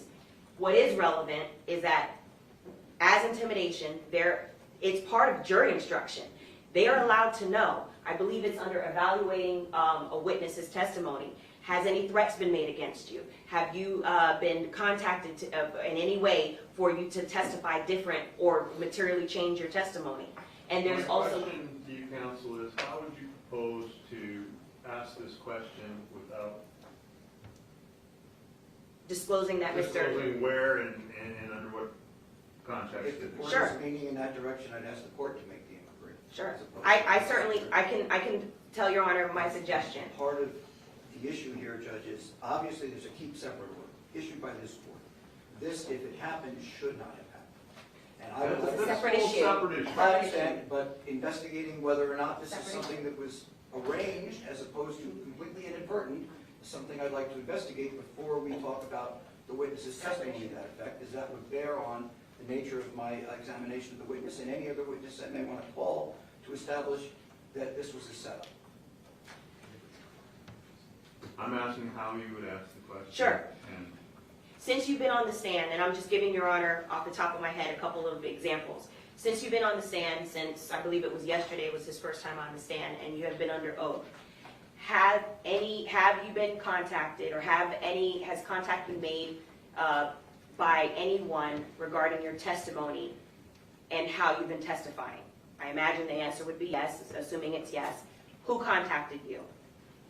If he says the defendant's name, then that's what the answer would be. What was said? And then he just indicates what was said. I don't have to elicit from him where it was said, because here's what is already presumed. We're all in the courtroom together. The jury sees that. The jury has seen by the defendant's own request for this witness to be transported in and out of custody directly by the defendant's table from that door. I don't have to even specify, but it can be presumed that it happened when he was walking to that door. That's something that they requested. And so that's enough close proximity, possibly, for it to happen where it doesn't reveal that this happened while they were in a holding cell. Additionally, once I get that out, I can have him identify who did it so that it's not specified as to everyone, all the defendants, and have him identify in court who did it. And that's really the furthest that I want to go with the inquiry, because I want to be able to, and I think I should be able to argue that this is an intimidation attempt or an actual intimidation by this defendant to get this witness to change his materially change his testimony. Mr. Newsom knew when we concluded yesterday that the state was still directing the defendant, or excuse me, the co-defendant and the witness in examination. He knew that. That wasn't a secret. He knew that he was going to be returning today to be able to continue his examination. And he knew that the defendant also had to undergo 3 separate cross-examinations. So he's aware that there's still a substantial amount of testimony that this witness can give, and I think it's a clear attempt for him to try to change the witness's testimony to try to change the outcome of this case. One last word. Yes, Judge. When did this happen? Just now? This morning. This morning. So you didn't bring this to the attention of the state until the noon recess, so to speak?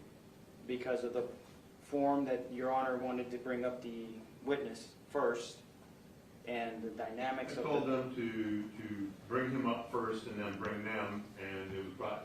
Then they said, well, that means we have to bring him past their cells, we would rather bring them up first and then bring him. I said that was fine. So I guess that's how all this comes to light. let me If hear. I may, Your Honor, I'm sorry, if I may.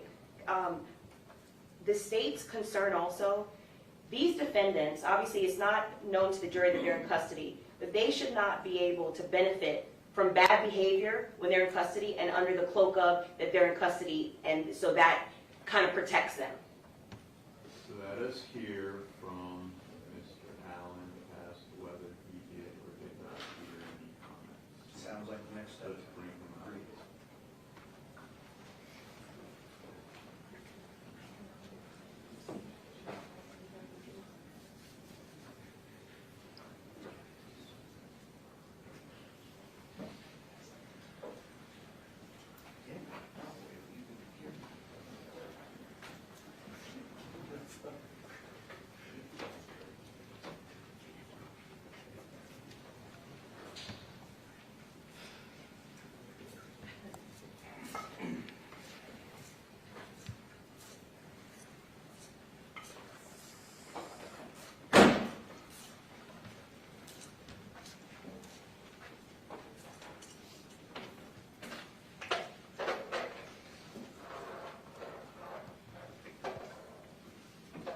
And I'm going to ask that you be careful not to leave here. Yes, Your Honor. But you're not going to inquire yourself? Because I'm worried about the leading questions, as you just pointed out. All right.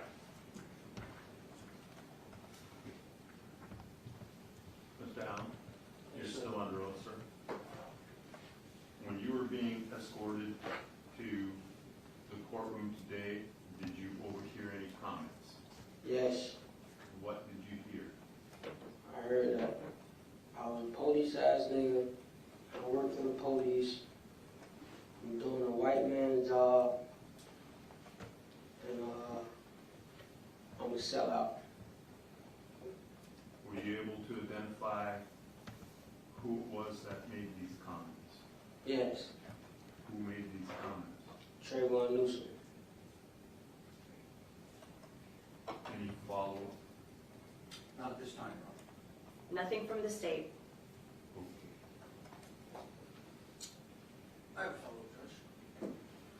Sir, was Michael Boatwright anywhere to be seen when all that happened? No, And just one.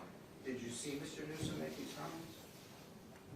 I heard him through the door Okay, and how do you know it was Mr. Newsom? because of his shoes and his voice. You were able to see shoes, Yes, and you know what kind of shoes he has on? yes, How is that, since he's been seated at this table the entire time with his feet covered? they're brown. Excuse me? They're like brown khaki. How do you know that? Have you walked by him before back there? I'm gonna see him when he walk in.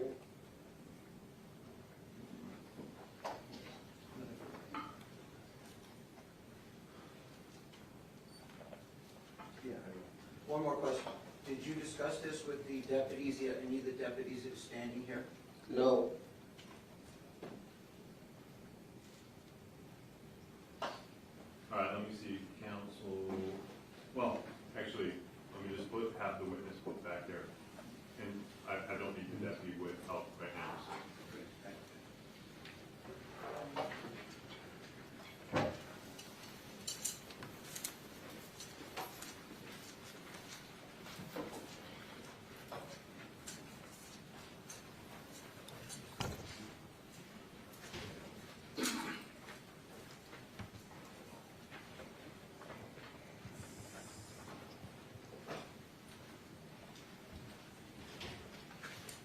I will allow the question. The way I think it should be posed so as not to indicate that this happened downstairs or in a holding cell would be to say, Mr. Allen, you were brought into the courtroom by the deputies prior to the jurors coming in here. As you were being escorted to the courtroom, which is factual, did you, were any comments directed towards you, and what were they, and from whom did they come? Okay? Now, Judge, will you just repeat that one more time, because I want to make sure we word it exactly as Your Honor wants it. and to make clear, so they, you you were placed on the stand prior to the jurors being brought into the courtroom. As you were being escorted into the courtroom, were any comments directed to you? What were they, and from whom did they come? I would also ask, Your Honor, just to be safe, that maybe the witness is instructed Right. that he not mention jail cell, so he knows not to say. Yes, I just wanted to do this Sure. among us before, but I, I want to be ginger about. Judge, one of the problems I have is that to refute this, I may need to investigate and find out whether or not this is something that should never have happened and that somehow participated in allowing it to happen. Well, And then that forces me to disclose where it happened and how it happened, and that would be to the detriment of the two other co-defendants. But it would be, I think, within my rights in defending Mr. Newsom to see you would whether or not not. necessarily have to mention anything about where the other co-defendants are if you wanted to disclose that your client was in custody. That would be entirely up to you. There's nothing that prevents him from doing that. There's nothing that prevents him from coming up here and striking you. However, I'm making it so that that's a threshold you can cross if you wish, but the state will not go there.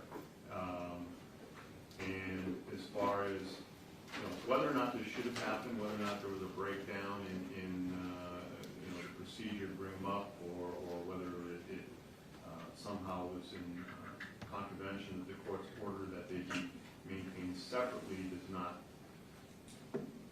not relevant to whether or not it occurred and for what ends. So I think it's relevant when it comes to this witness's testimony. I think I will also ask that the state make very clear that neither Mr. Williams nor Mr. Boatwright made any comments. I will. I'll make that very, very clear. Judge, despite that instruction, I still think that the testimony could be prejudicial and will be prejudicial to my client, and I would move to sever at this time. That would be denied. On behalf of Mr. Boatwright, I object to the court not allowing us to cross-examine Mr. Allen about the circumstances of what he saw in where and how it happened. I find it entirely unbelievable that Mr. Allen saw and noticed Mr. Newsom's tan shoes for all of the 2 seconds that he was walking in here, and that was how he assisted him in identifying Mr. Newsom through a completely shielded robed room, cell, whatever it was. I think that there is that it is very likely that he is lying about that. We have a Sixth Amendment right to cross-examine him on that, but with the court's ruling constraining us from asking him questions about where this occurred, it pretty much eliminates our ability to do that. You're right to confront the cross-examination as to witnesses against you with respect to this limited line of questioning. It is not a witness against your client. And I would also renew our motion to sever. And that will also be denied.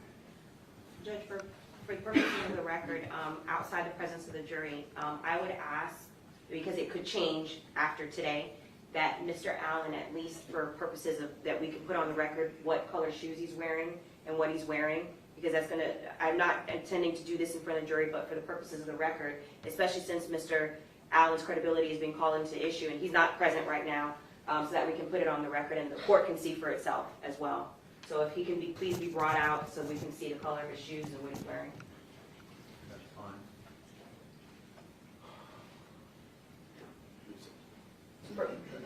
For purposes of potentially any motions or anything like that, and I can always supplement the record, will the court permit the state to take a picture of it?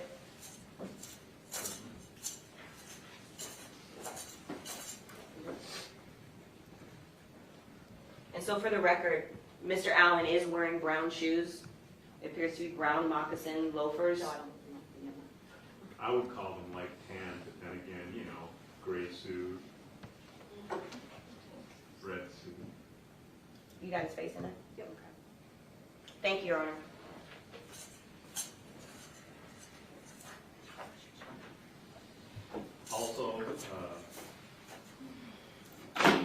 since I doubt that the entirety of cross-examination will be done today, or if we'll even get to cross-examination today, I will ask that the BSO provide the names of whoever was at the desk down there or in the proximity who may be able to verify this or not.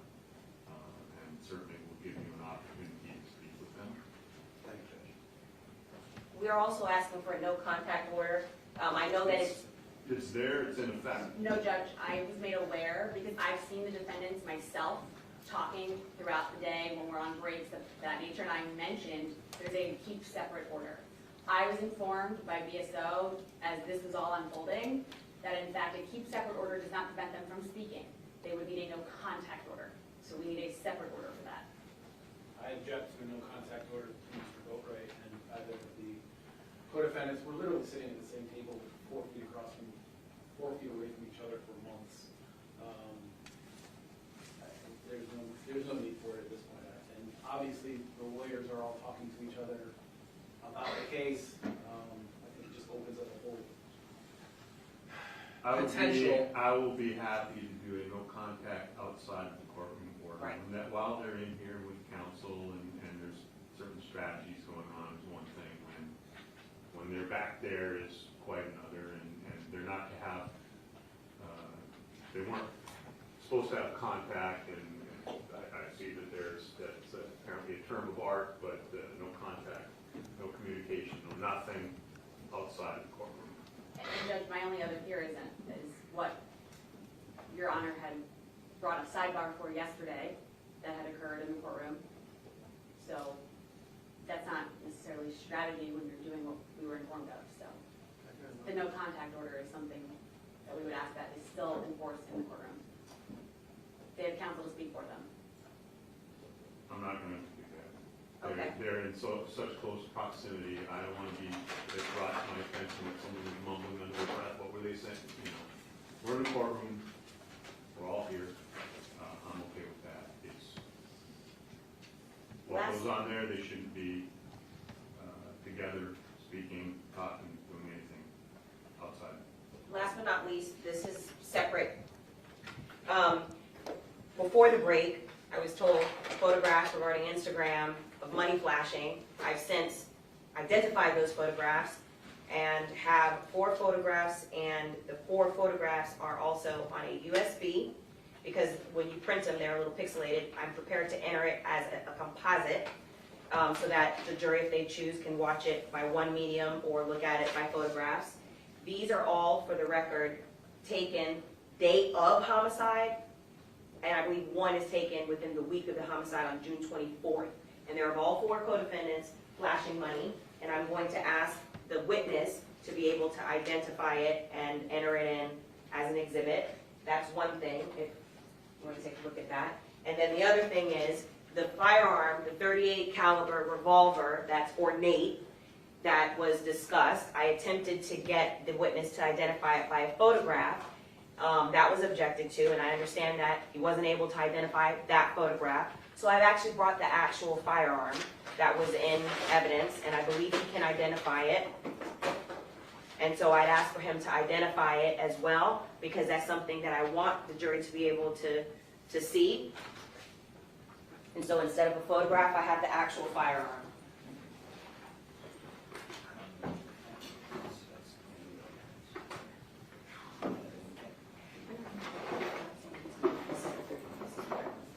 Correct.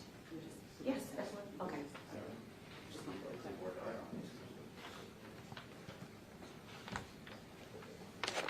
I was looking at the photographs when we were discussing this. Sure. Is that right? Mr. K1ll1ng has asked me to repeat what I said because he was looking at the perspective photographs. Is that okay, Your Honor? The firearm, which I'm seeking to have the witness identify and introduce into evidence, is the firearm that he testified about Mr. Williams having on the day of the homicide in his possession. He identified it as a .38 revolver that was ornate with gold and I believe a black handle is how he described it.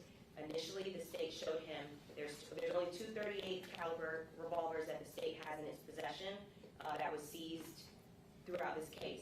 The one that Your Honor is looking at right now that has the gold and black on it, and then there was another one that the state attempted to show, which was a photograph of a different 38. We thought it was the same one, but the witness said that was not it. He, as you know, he testified and said that it was all of the defendants that had that firearm in their possession at one point. We believe this is the correct firearm that he was referring to, and so I'm seeking to have him identify it and enter it into evidence. Can we see the photograph that he said was not the same gun? If I still have it, let me take a look. Compared to this. Sure, if I have it, let me check. I have it on my. Oh, okay. I can pull it up. Okay. I don't know that he said it wasn't, I would have to hear back. I'm not sure that he said it wasn't one, I just think he said I can't identify. He said it was one of the ones we had, but we all know they had lots of guns, and he said it wasn't the one that was used in this case. Right. I asked him, was this, because, and what I'm specifically referring to in terms of its relevance, Mr. Allen testified yesterday that all 4 defendants were armed during this encounter. He specified each defendant's weapon and described it in detail. I was attempting to show a photograph of the firearm that the state has in its possession that was seized specifically from Mr. Williams that we believed was part of it. We showed him a photograph of a 38. Mr. Allen said that that was not the firearm that he was referring to during his direct examination. This is not, they're not this. Right, and so then now the state has pulled the other 38, and we are seeking to introduce the actual firearm. They're clearly different. That one is blue steel, has a wood stock. This one is, neither, it's not a high quality. This one's not blue steel, it's got a black, I don't know what it's made out of, but it is a Taurus with a brass or gold color trigger. Also, let me just,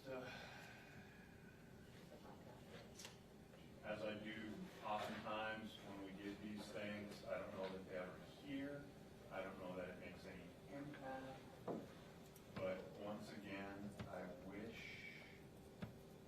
the lab would stop boxing live rounds with the exhibit because they can make it a separate exhibit. They are in a habit of now the spent casings, that's one thing, but and it appears that there's some live rounds in here with the firearm, and whoever it is that boxes these, I would prefer those kept separate, when it comes time for publication and jury and for them to take it in back. We can do that, then I have to break the exhibit down and separate them because I'm never going to allow that to be together, but I don't know why they continue. Okay.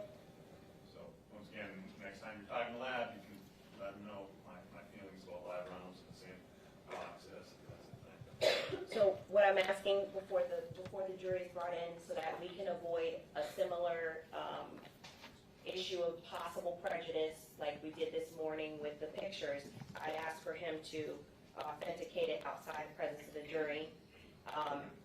And then if he's able to, then I will ask the foundational questions in front of the jury. I don't see why it shouldn't happen outside the presence. I think Mr. Kimmon's preferred for him to do it live and in person. And Judge, if he says, no, this is not the firearm, this firearm was found on Mr. Williams and is subject to one of the motions in You limine. may be able to, I don't know what other witnesses you have, I don't know what ways, whether or not this witness can identify it or not is of an issue. If he can, then it would be fine to move to introduce it now. If he says, I don't recognize her, I'm not sure that's the one, then you're gonna have to, then, okay, but you haven't published it. Okay.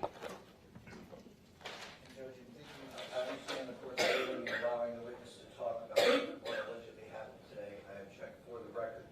However, before he's allowed to do that, I'd like it absolutely clear that the question is not be leading, that this prosecutor's conclusion that this was an attempt to intimidate or change his testimony not be suggested to the witness. He can certainly be asked, how did you take it? And that's, I would understand under that circumstance, but simply leading him through it and giving her opinion as to why this happened, if it happened at all, would be improper. In the same way that I have carefully described how he should be asked, you know, when you overheard, and yes, I guess if you're going to ask, you know, how did you take this, that would be the way, but not for you to use the conclusion in your question of, so, you know, what was the impact of this threatening, intimidating, however, don't put your own spin on it. Okay, Fair enough? fair enough. Again, I object to essentially misleading the jury into thinking that it occurred in the courtroom. I have an additional concern that the jury will think that either Mr. Boatwright or Mr. Boatwright's attorneys were here and observed it and were there, and that will impugn Mr. Boatwright. And so It's going to be made, I understand your objection. It's going to be made very clear that neither Mr. Williams nor Mr. Boatwright were involved. were And- present. Judge, that's I don't even need to, I don't know that we need to get into who else was present at the time. And again, it is factually correct to say that this occurred as he was being escorted into the courtroom. Just, whether it's from the threshold or downstairs, they don't need to know. I mean, I guess I understand that the court doesn't think that we need to get into who else was present. We very much don't, we very much want to be clear to the jury that Mr. Boatwright was not present. And so that's, any limitation.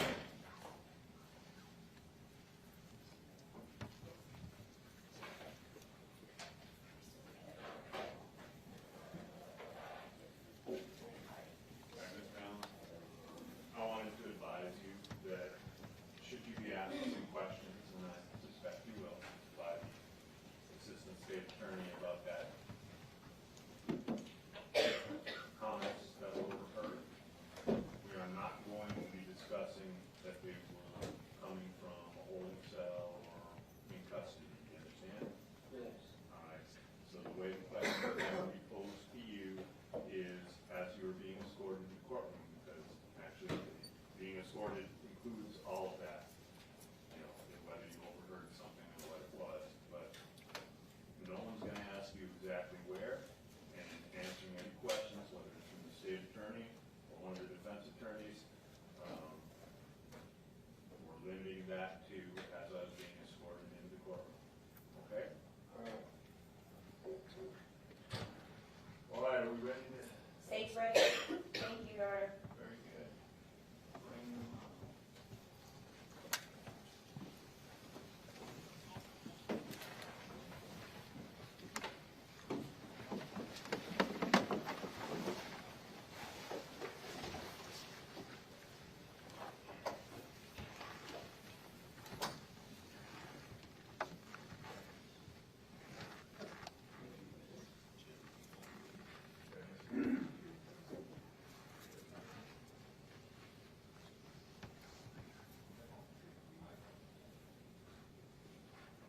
That was it. I don't think it's a laughing matter. You know, probably shouldn't take light of that stuff right now.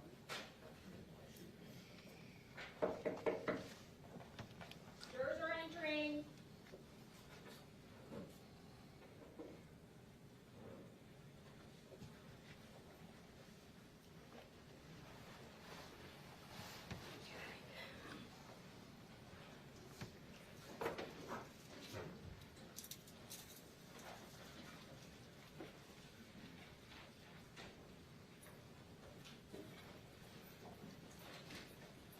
Parties may be seated. Court will come to order. The parties and jurors are present.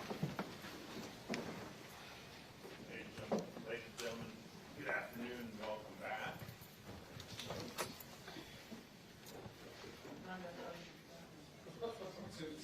And, yeah, so the record will reflect that it is now 2:23 in the Central Time Zone. I forgot to tell you we were going to be on Central Time over lunch. We're back to Eastern now. Yeah, no, I appreciate your patience. Oftentimes, the things that I need to discuss with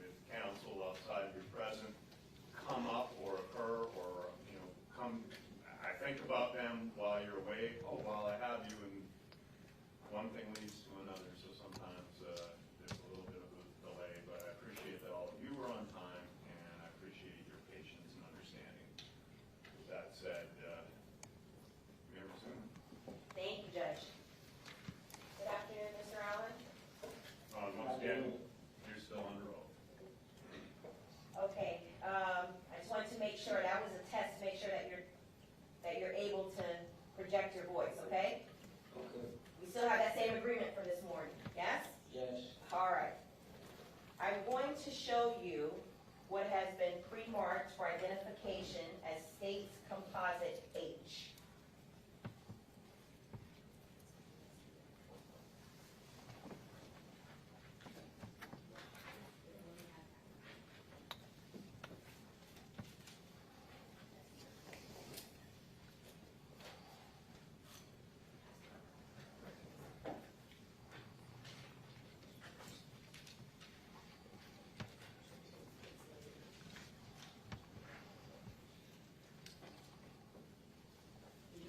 Yes,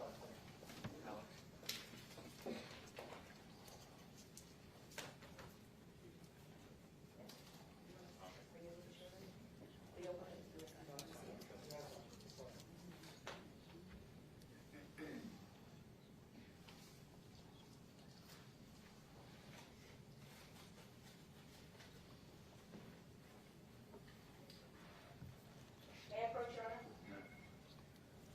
I'm showing you a composite of 5 items which has been marked for identification as States H. I'm going to lay them out in front of you. The USB has the images on it, and then there's 4 photographs. Do you recognize States H? Yes. How do you recognize States H? I see me and my co-defendant in all pictures. Okay, and do you recognize those images as fair and accurate depictions after the homicide occurred on June 18, 2018, of the activity that you referred to from your earlier testimony? Yes. At this time, Your Honor, I move into evidence States H as States 8. Any additional information? No additional on the Mr. Commissioner. No, Judge. All right, what was previously marked as States H for identification shall be received in evidence as States 8, a composite of 4 photos and 1 thumb drive. You may publish that vote. Thank you.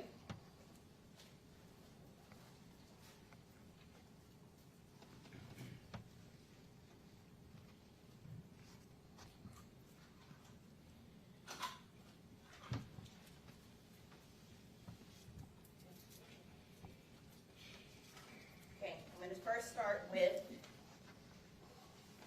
States 8. Now it's States 8. Photograph for item number 2 of 5.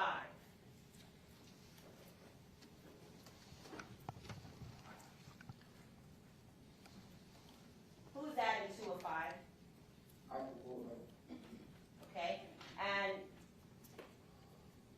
the items are the currency that is being held by Michael Bori. Do you recall if that is from the robbery in this case? Yes, it is. Do you recall if this photograph was taken after you and your co-defendants robbed and killed the victim? Yes.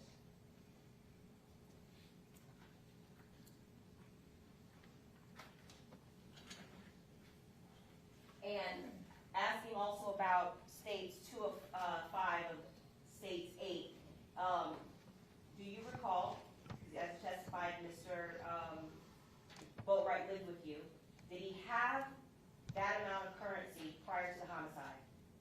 No. I'm showing you what has been entered into evidence, States 3 of 5.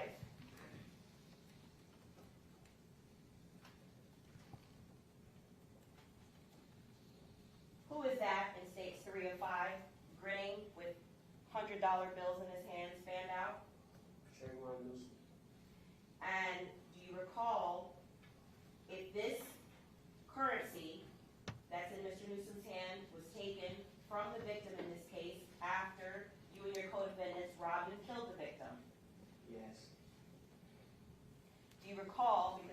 Von Newsom, as you said, was living with you, did he have this amount of currency prior to the homicide on June 18th, 2018? No. And earlier, in a, I believe it was States,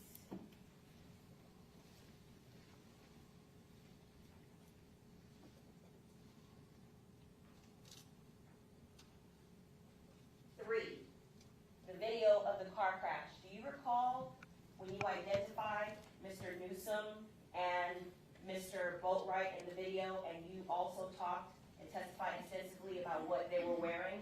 Yes. Do you recall, is this from the same day where Mr. Newsom is wearing, it appears to be the same outfit? Yes. So is this from the day of the homicide? Yes. How about, and I'm going to show you again, 2 of 5 of States 8, when you talked about Mr. Boatwright's hat and what he was wearing with some fatigue pants and dark colored shirt. Is he appeared to be wearing the same thing that you testified about earlier from States 3? Yes. So this photograph of Mr. Boatwright fanning currency from the robbery, is this from the day of the homicide? Yes.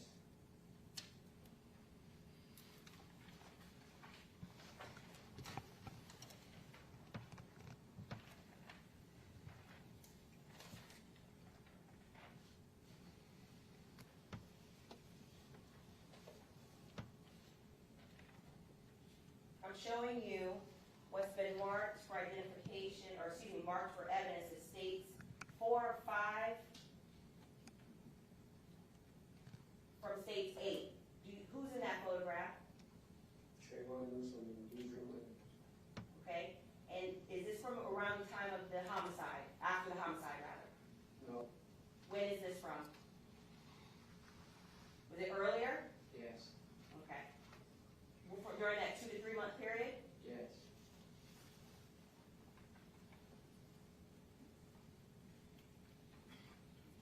I'm showing you 5 of 5 from States 8. Who's in States 8? 5 of 5. Michael Boatwright and me.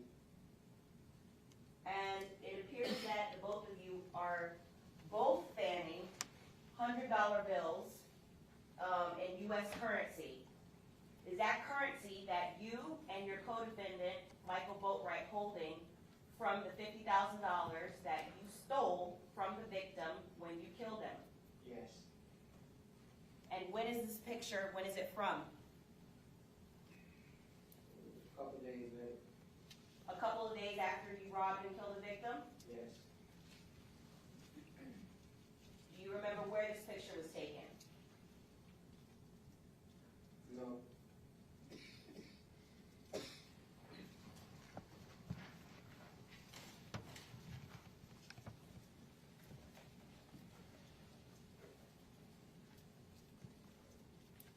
I'm going to show you what has been pre-marked for identification.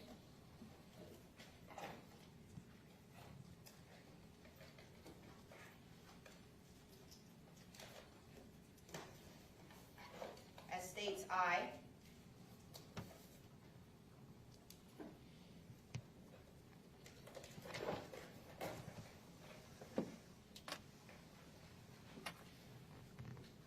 May I approach, Your Honor?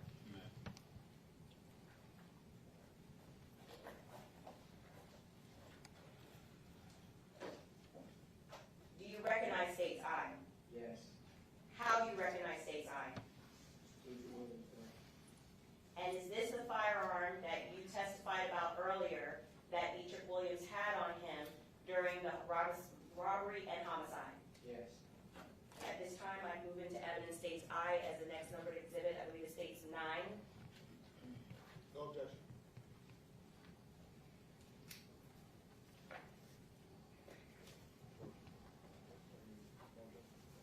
No objection, Mr. Newsom. All right, what was previously marked states I for identification shall be received into evidence as states 9.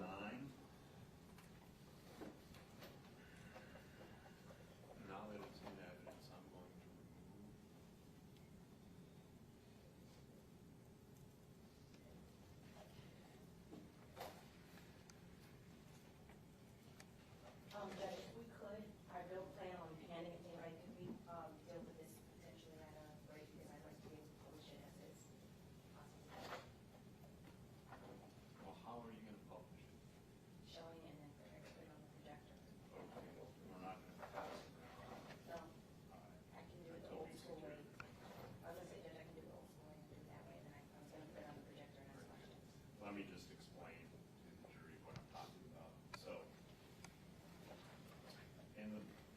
contained within the box that is now received in evidence is a firearm, and there are 2 pouches in there, one of which I believe is a spent cartridge, and there also appear to be some live rounds. As jurors, anything that becomes in evidence will ultimately, you will have the ability to look at it, touch, whatever, go back to the jury room with you. I do not allow firearms and live rounds to be together at the same time. So at some point, I'm going to have those live rounds removed and kept back here. And since they are in evidence, at some point, if you wish to view them, you'll be allowed to come out and view them here in open court, but not at the same time as we have the firearm. I'm sure you all understand why. But right now for publishing, so instead of handing it to you and having you pass it back and forth, I'll ask the state to just display it to you, and on the public cam, and then later on, we will remove the live rounds. Thank you. May I approach as close as I can get?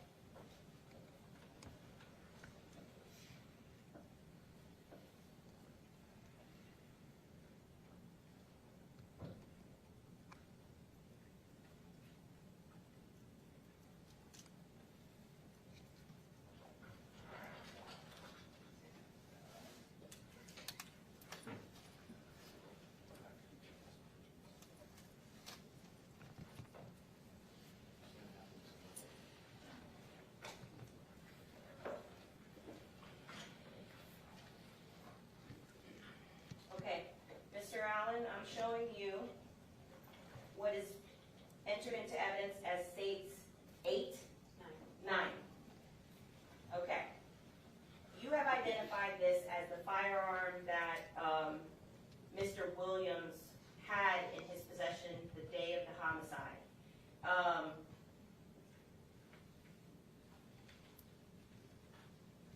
What about the gun? Was it when you were testifying earlier about the firearm, you indicated that it was ornate. Can you point out to us what you were referring to in the picture? Or what you can see projected on your screen? Gold trigger. I can't hear you. Remember, we've got to speak Gold up nice trigger. and loud. The gold trigger. Okay. And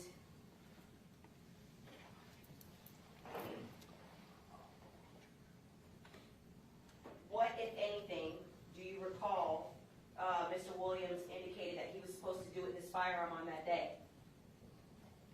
He never said. Okay. My co-counsel is helping me zoom it in. Is that the gold trigger there in the center of the Yes. in the center of the screen? Yes. Okay. And what caliber is this firearm? 38. And the type of firearm that it is, you indicated, I believe you indicated it was a revolver, Yes. correct?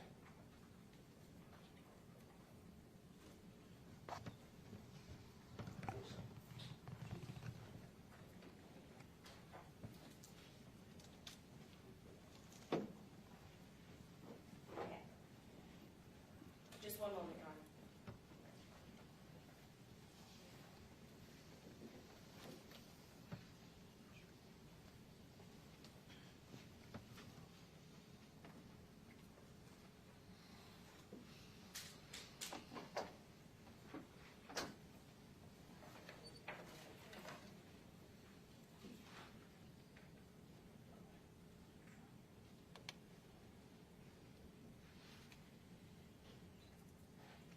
Mr. Allen, in your phone at the time that you were arrested, do you recall how you had the co-defendants listed in your phone as saved as contacts?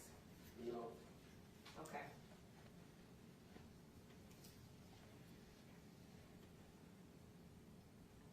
Okay. Now, how long have you been testifying for in this case? It's the second day, I think? Yes. Okay, so you started yesterday, and you've been under oath since when? Yes, ma'am. Okay. Now, when you were being escorted into the courtroom, outside the presence of the jurors, being brought in and placed on the stand after you started testifying, were there any comments made to you that were not coming from myself or any attorneys? Yes. Who made a comment to you about your testimony? Trayvon Newsom. Point them out and identify them in the courtroom as to who you're referring to that made some comments to you. Second row. He had on a blue suit. Okay, there's two people wearing a blue suit. What race is he? Black. And is he seated on the end, middle? On the middle. Okay. And who's that you're pointing out to? Trayvon Newsom. Your Honor, please let the court identify any court identification of Trayvon Newsom in this case for this matter. Okay. So Trayvon Newsom made a comment to you after you started testifying. What was the comment that Trayvon Newsom made to you after you started testifying in this case? He called me a police ass nigga and said that I work for the white man and I'm a sellout. What did you take that to mean when he's saying that to you? Don't snitch. And when you say that you took it as you're a snitch, how did you understand that to mean in terms of any impact that it would have on you as you're testifying still in this case? Maybe it's a threat. Did you take it that way? A little bit. No further questions.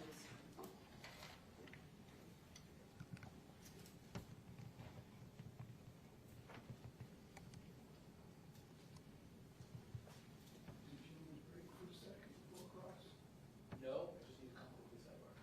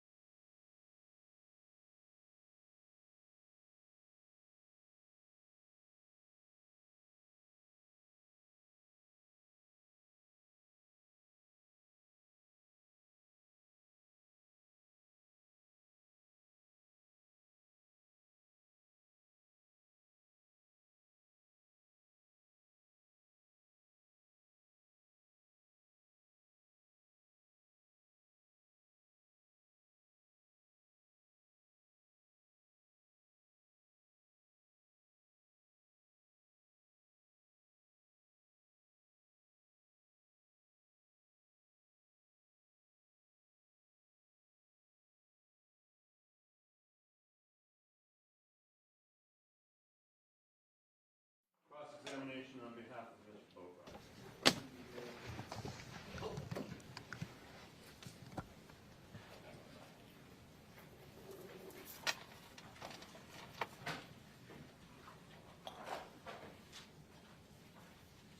Good afternoon, sir.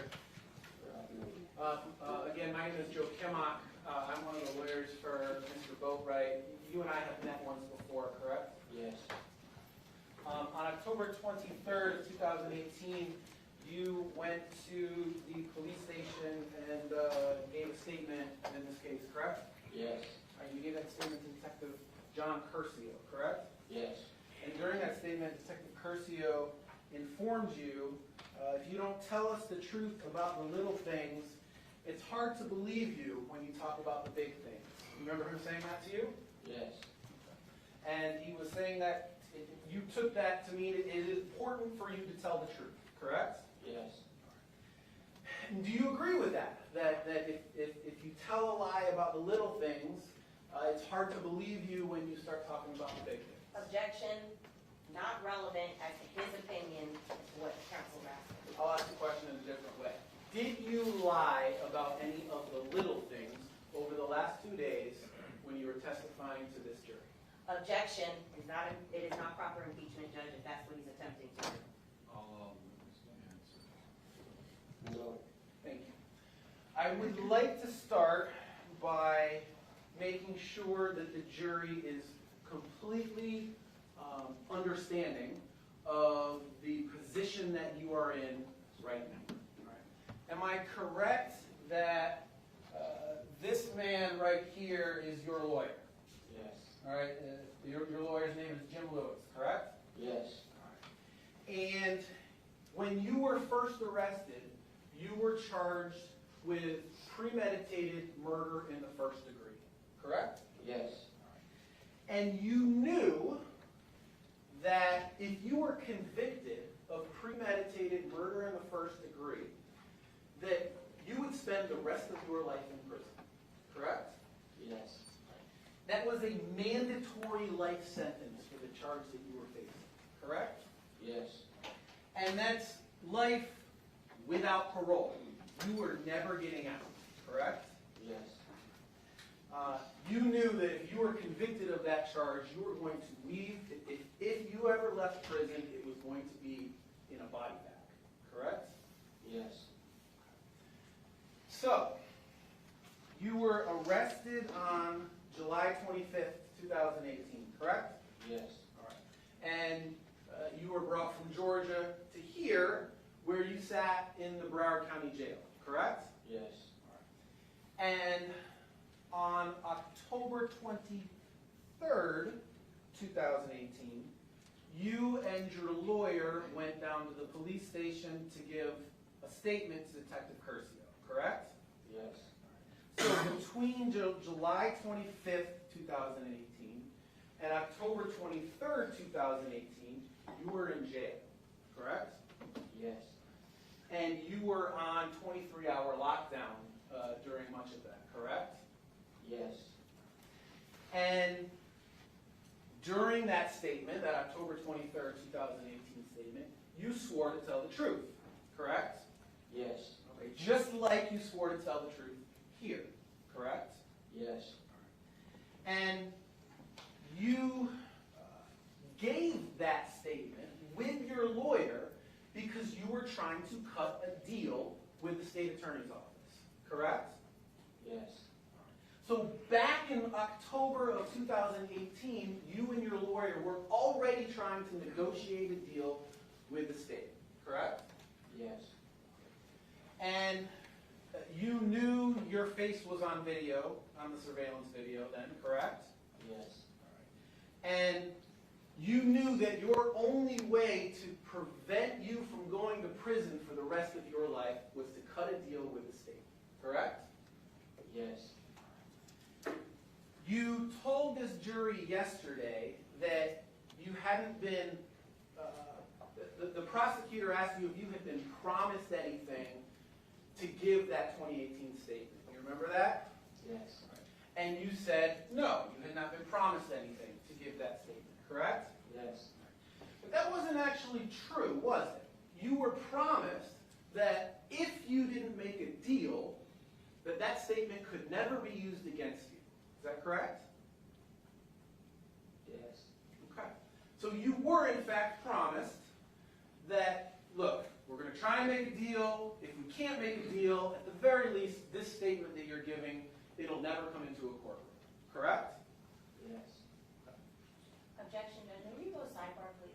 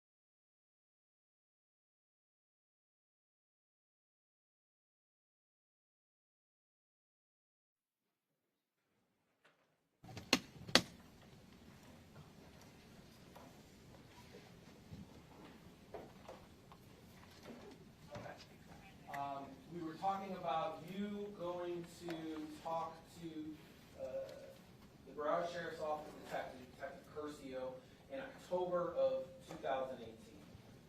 You remember that, correct? Yes. Okay. This was after you had sat in jail for 3 months after you'd been arrested, correct? Yes.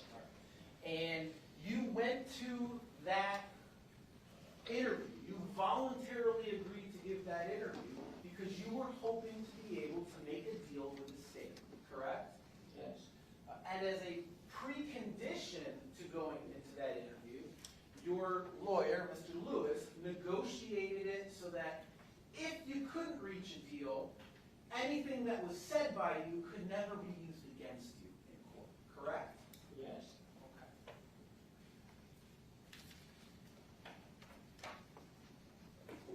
You gave that statement back in October of 2018. The state did not give you a deal in October of 2018, did they? No. The state did not give you a deal in all of 2019, did they? No. The state did not give you a deal in all of 2020, did they? No. The state didn't give you a deal in all of 2021, did they? No.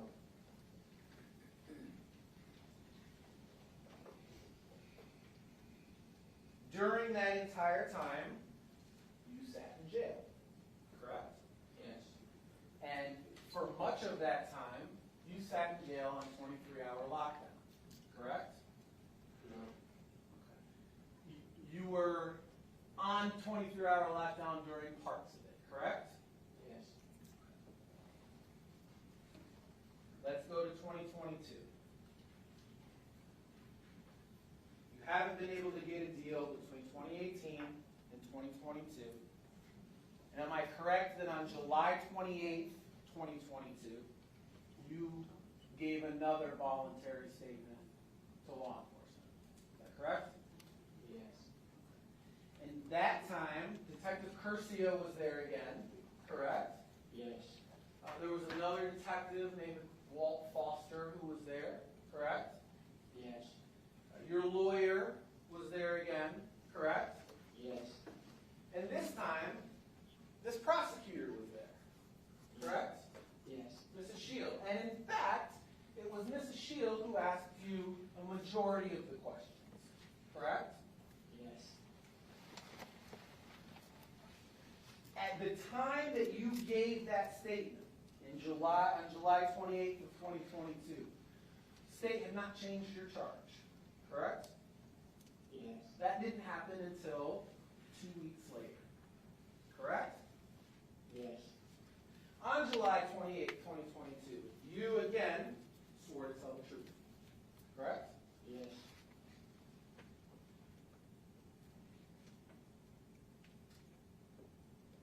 Then 14 days later, on August 12th, 2022,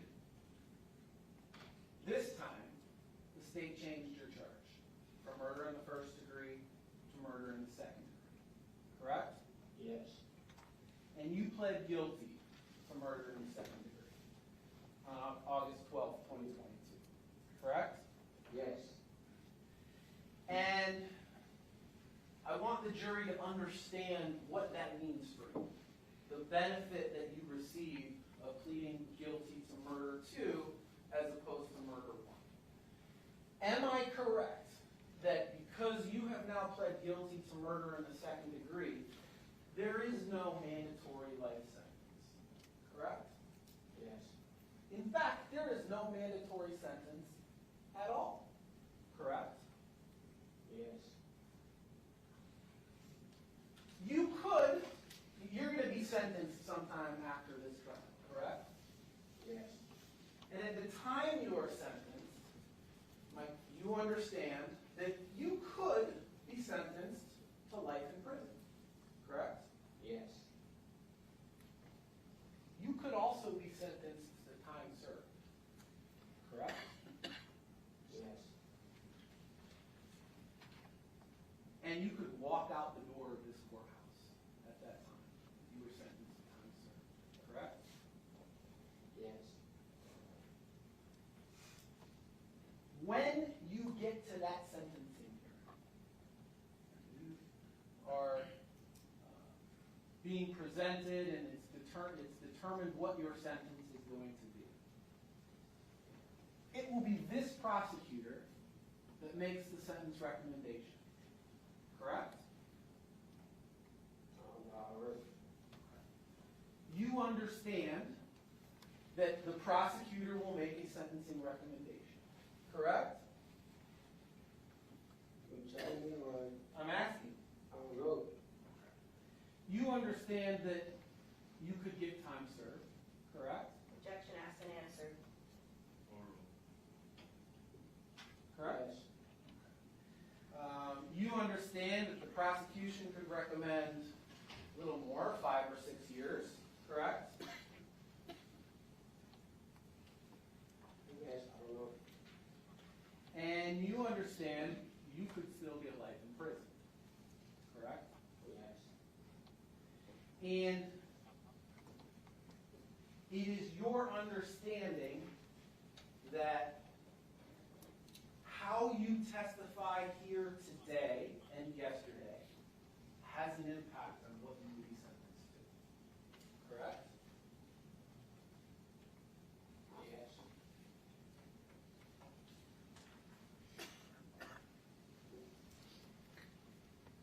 You are trying very hard to testify what she thinks, what you think she thinks the truth is. Correct? No.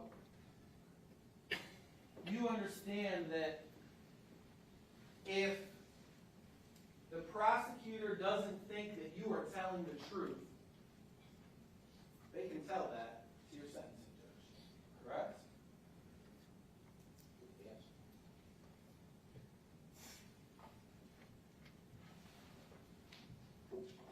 You told the prosecutor this morning that when you gave your first statements to police, that you minimized your role to about what you did, correct?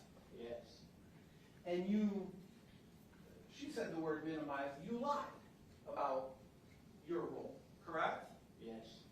You had sworn to tell the truth, and you lied to protect yourself, correct? Yes.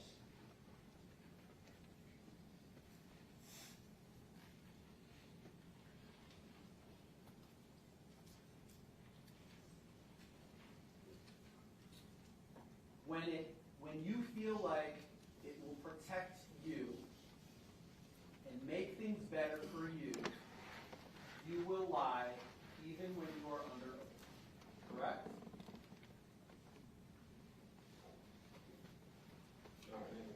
Not really. Did you lie in 2018 when you were discussing your role in this murder? Yes. All right. You swore to tell the truth in 2018 when you were discussing your role in this murder. Yes. And you lied in order to try to protect yourself, correct? Yes. So you will lie even when you are under oath to try to protect yourself, correct? I have lied.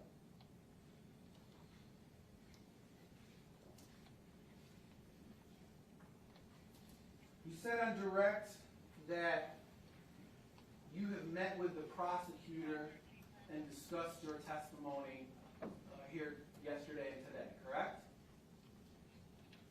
Repeat that. Yesterday, the prosecutor asked you, we were talking about a video, and the prosecutor asked you if you had seen the entire video. You remember that? Yes. All right, and she asked you if she had shown you that entire video, correct? Yes. You have met with the prosecutor to discuss your testimony yesterday and the testimony that you would give in this case, correct? I met her, so she could show me the video, yes. Okay. When was the last time that you met with her? A couple days ago. A couple days ago. She came to see you at the jail? Yes. Was it Tuesday night? Yes. Tuesday night was the day that we gave opening statements in this case.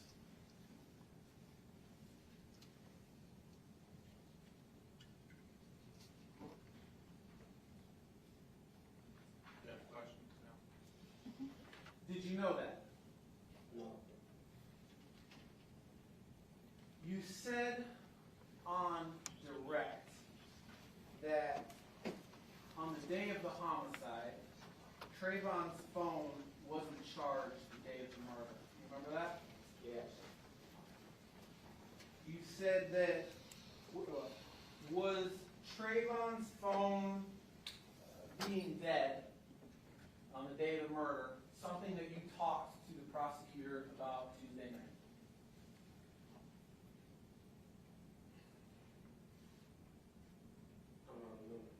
Okay. You said that Michael, yesterday, you said that Michael Googled for you accessory to murder. That him searching accessory to murder was something that he did because he wanted to help inform you. Remember that? Yes. Was that something that you discussed with the prosecutor Tuesday night after we gave our opening statements? Yes.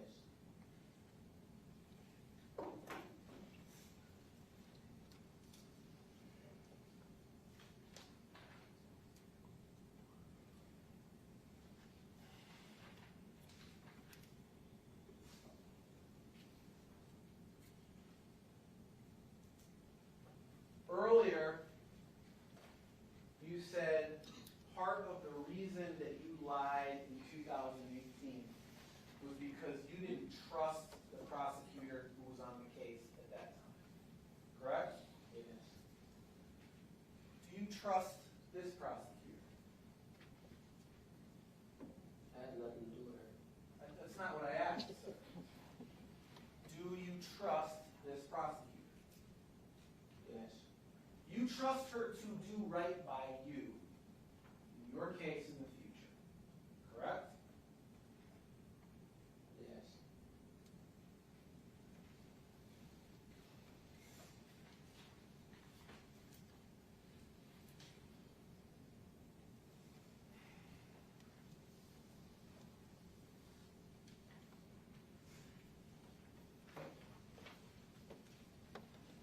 I'm going to show you, I need to load up states 2.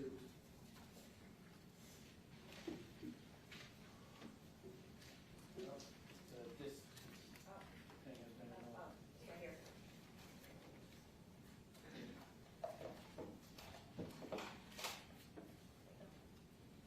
just a moment.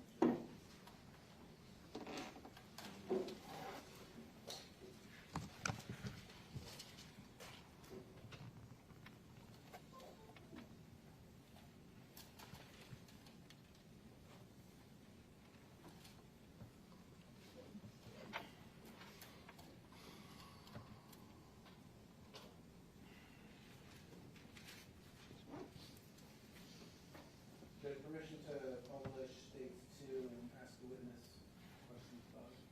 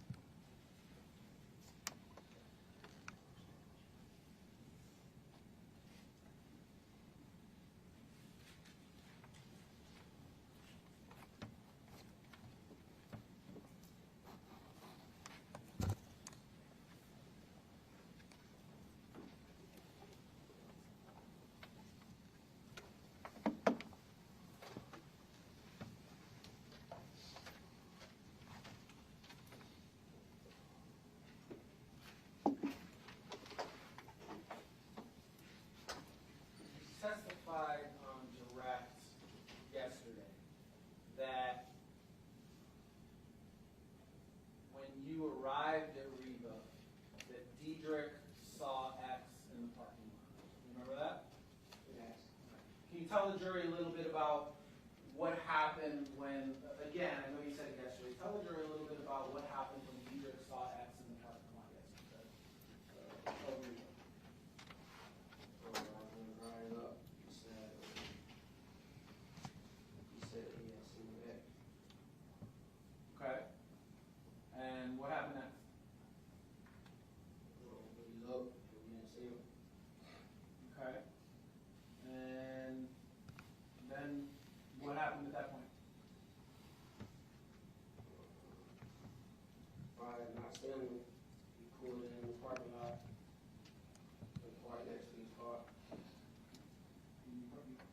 you went and parked next to what he described as X's car, correct? Yes.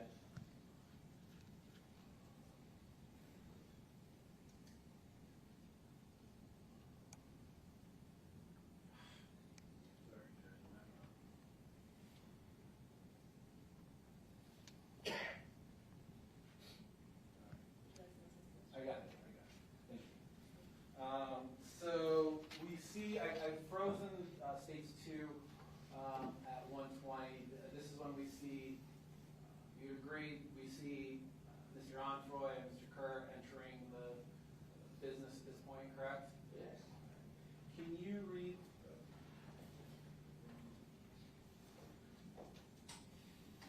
for me what the timestamp is up there, please?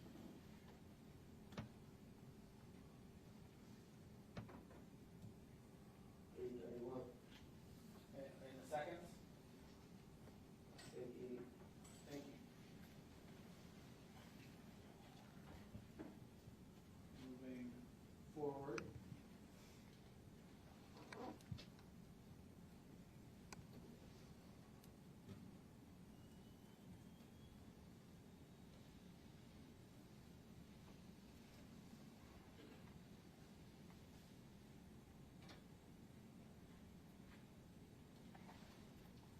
You also testified the whole reason that you went into the store was to confirm whether the person that Diedrich had seen in the parking lot was in fact X, correct?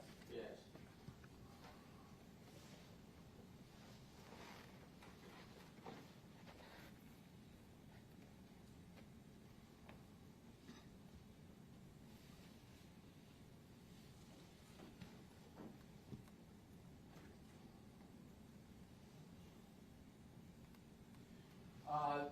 I have frozen it again. Am I correct? This is the Journey, Dodge Journey entering the Riga parking lot? Yes. Can you tell the jury what the timestamp is in the upper left-hand corner of when the Journey actually enters the parking lot? 3:32, And? 47. Thank you.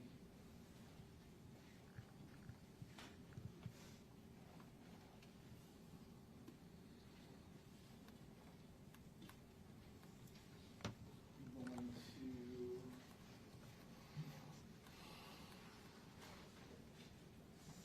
skip ahead now.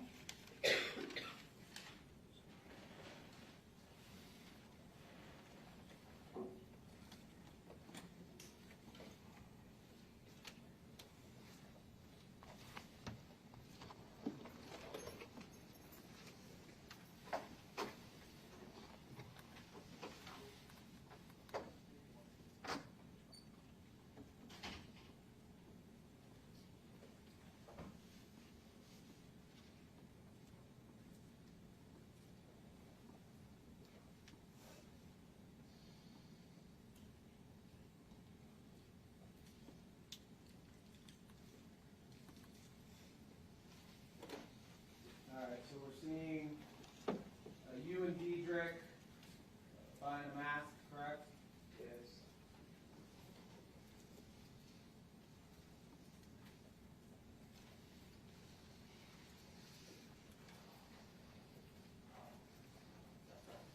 All right, so that man right there.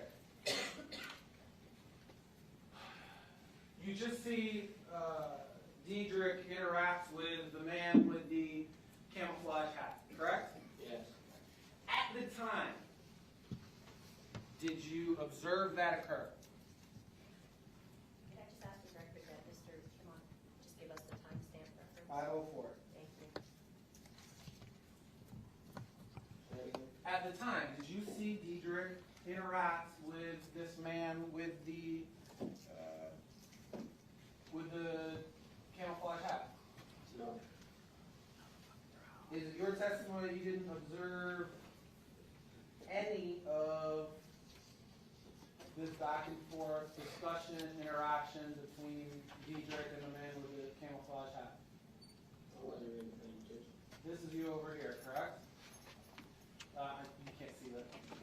If you look up at the screen, at my screen, this is you here, correct? Yeah.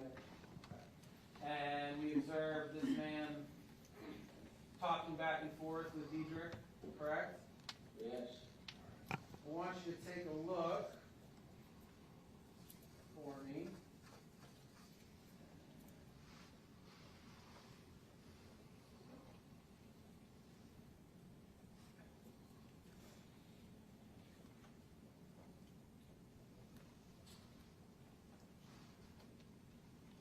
Shake hands here.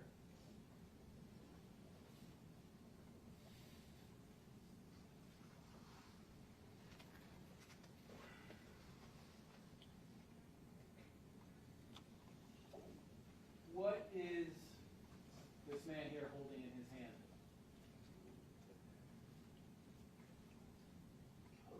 Attention.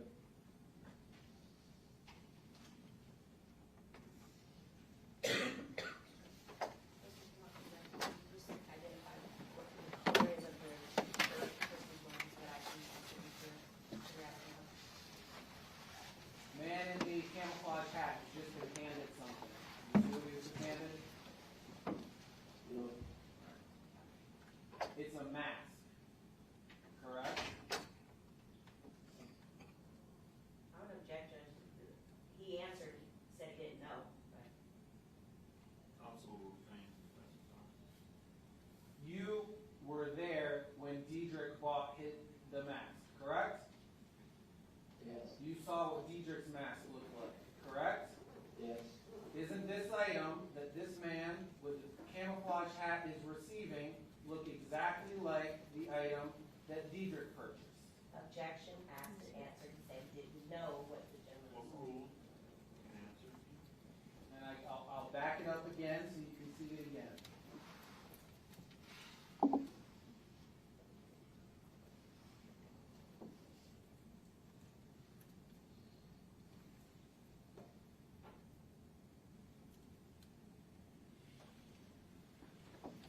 All right, so here the sales clerk has something in his hand. He's about to transfer it over to the man in the camouflage hat. I'm asking you if that appears to be the same item, type of item that Diedrich purchased that day. I'll push play. I'll push play and you can watch.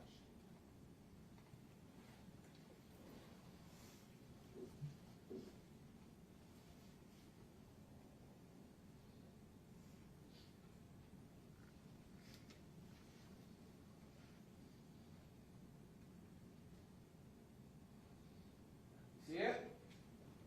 Yes. All right. Is it in fact the same item, type of item that Diedrich purchased? Looks similar.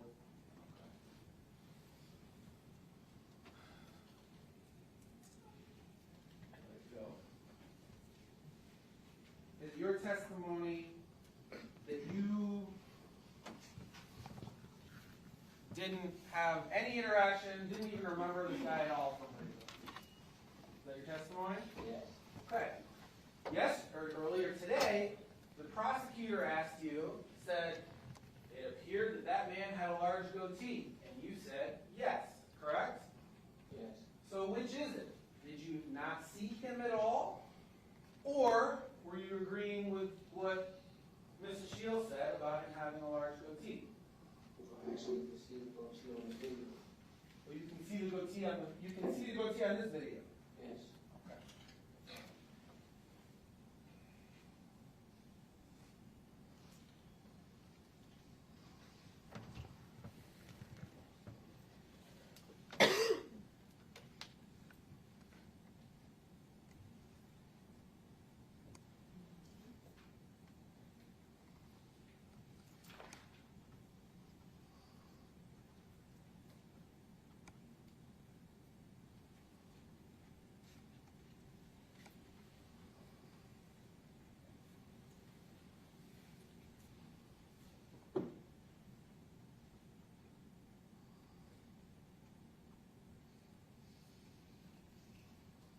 Here, Diedrich has received his mask, correct?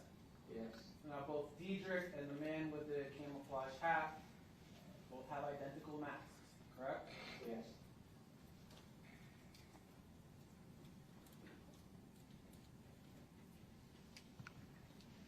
And you see the man, same man with the identical hat point a few steps behind you at the same time you guys are walking out, correct? Yes.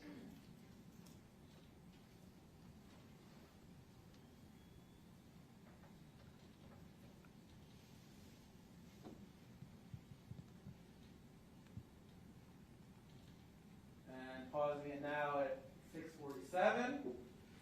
Again, this is you, correct? Yes. This is Diedrich, correct? Yes. And the man in between you two, same man with a backwards hat, correct? Yes. Same man who you indicate you had no interaction, didn't see him at all that day, correct? Yes.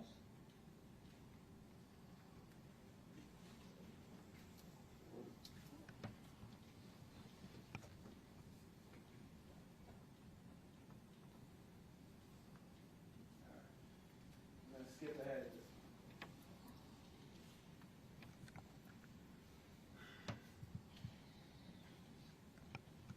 At this point, y'all have left the store and you're sitting in the Journey next to the BMW, correct?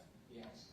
And we see on this video, this lasts several minutes at this point, correct? Yes. I mean, we're talking upwards of 10 minutes that y'all are sitting in the Journey prior to moving the Journey across the street, correct? Yes. Were you calling anybody? Were you texting anybody? Was Diedrich calling anybody? I don't think so. Was Diedrich texting or Snapchatting anybody? I don't know.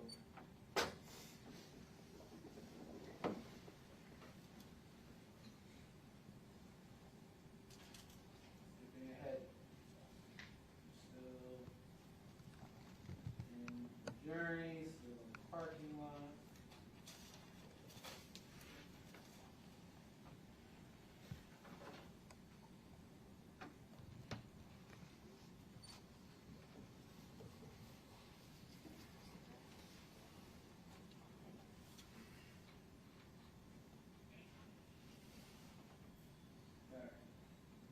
So we're at 1806. You would agree with me, this is the part, this is the point where the Journey has just pulled out of Riva, it's turned left, and it's about to park in this little parking spot in that residence across the street, correct? Yes.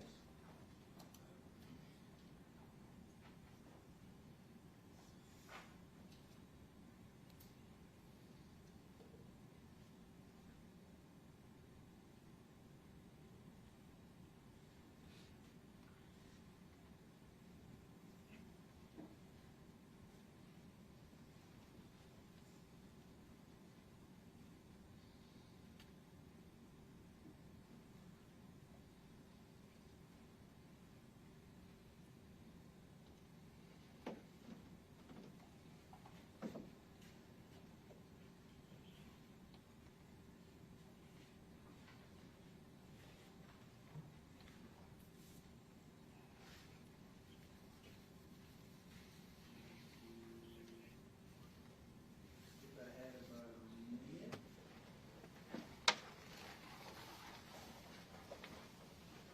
Skip ahead to 2030.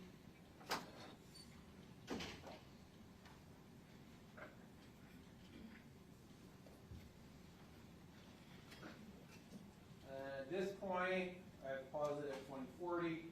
You would agree with me that another vehicle has come up and is going to park right next to you guys, correct? Yes.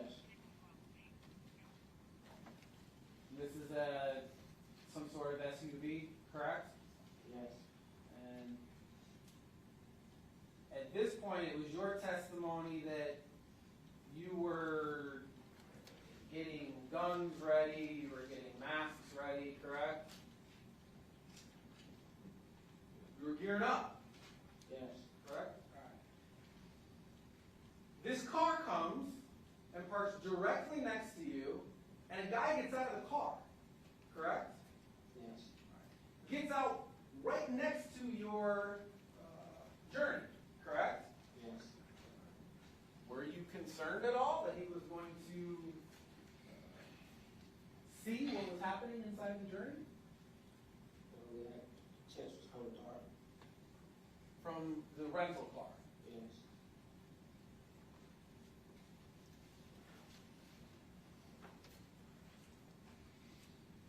Do you agree with me that the person gets out and opens their trunk, correct? That we can see on the video, Yes. correct? And immediately thereafter, we're now at 21:56, a third car comes and parks directly behind your journey, correct? Yes. And it stays there for a fairly short period of time. Just long enough for some interaction to occur with a human being and the person that is in that, whoever's in that car. Correct? Objection, counsel testifying and also speculation. Is that correct? There's an objection pending. I would ask that Mr. K1ll1ng wait for the court to rule before he tries to get the witness to answer. I'll allow the question. Thank you, Judge. Will you repeat? Yes. Let me back up the video. All right. We're stopped at 22:10. At this point, we have a car that is parked in the street directly behind your journey, correct? Yes. And the car is only there for a few seconds, correct? Yes. And there's some interaction that occurs between some person in this area and that car, correct? Yes, I don't remember seeing it.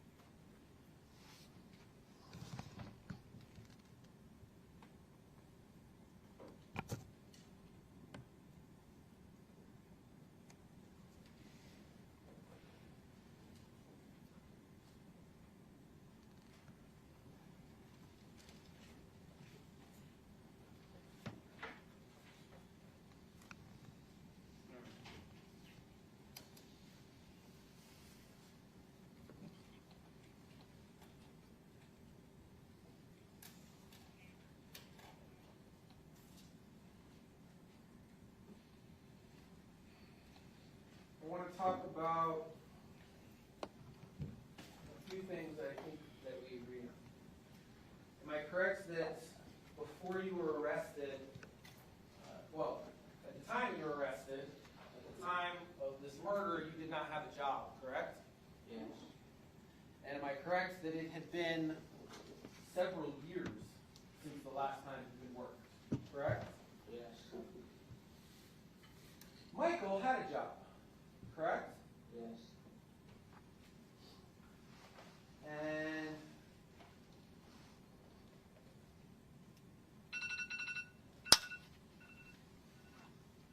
am I correct that prior to leaving for Riva, you were at Diedrich's house, correct? Yes. And everybody that was with you was also at Diedrich's house, correct? Yes. Diedrich's had kids that were at the house. They were his, the woman, his girlfriend's kids that were living there at the house, correct? Yes. And there was a man who was there who was taking care of the kids after you guys left, correct? Yes. That man was a man named Sherrod Clayton, correct? Yes. And how many kids were there? I don't remember. Multiple children, multiple kids were there, correct? Yes. And there was this man that was there. Were there any other adults there? I don't think so. But at the very least, this man that was taking care of, that was there taking care of the kids, would be able to say who was there with Diedrich. Objection, Correct? speculation as to what another person would say, especially on court. You saw the man that was taking care of Diedrich's kids, correct? Objection, ask and answer, Judge.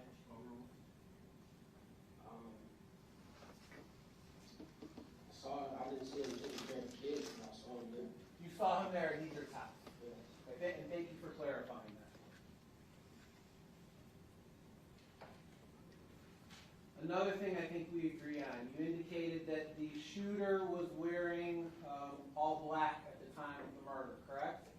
Yes. All right, he was wearing a black hoodie, correct? Yes. Wasn't a red hoodie, correct? No. Wasn't a blue or a gray hoodie, correct? Yes. He was also wearing black pants, correct? Yes. He wasn't wearing army pants, correct? Yes.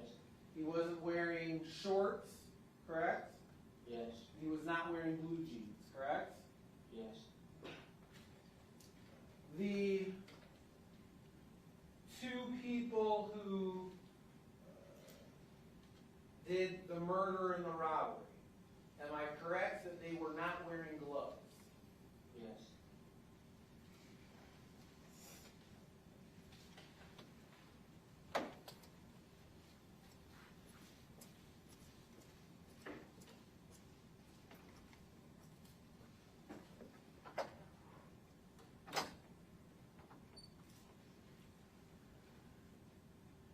Back in June of 2018, you had multiple cell phones, correct? Yes. You had 3 or 4 cell phones at any given time, correct? Yes. And how many phones did you have with you at the time of the murder? One. What happened to that phone? I got rid of it. That was not the phone that you had on you when you were arrested in Georgia, correct? Yes. How did you get rid of the phone?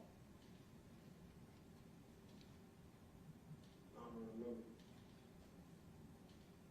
Did you give it to somebody?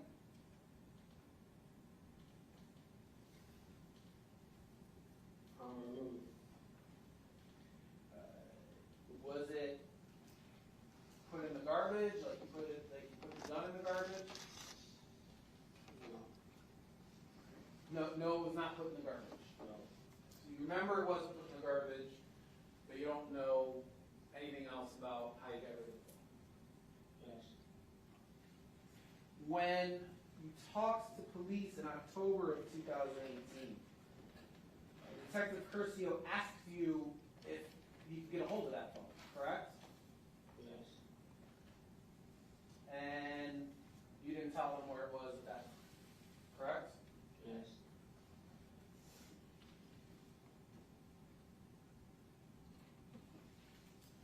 I want to go back and make sure the jury fully understands the times that you talked to the police in this case. When you were arrested in Georgia, July 25th, 2018, you talked to Detective Curcio on the phone, correct? Yes. The next day, you talked to Detective Curcio in person, so this was July 26th, 2018, correct? Yes. And October 23rd, 2018 is when you and Mr. Lewis went down to the police station to give a statement trying to work out a deal at that point, correct? Yes. I asked you earlier if you swore to tell the truth, and you said yes. Did you tell the truth during that statement? In 2018. Yeah. No.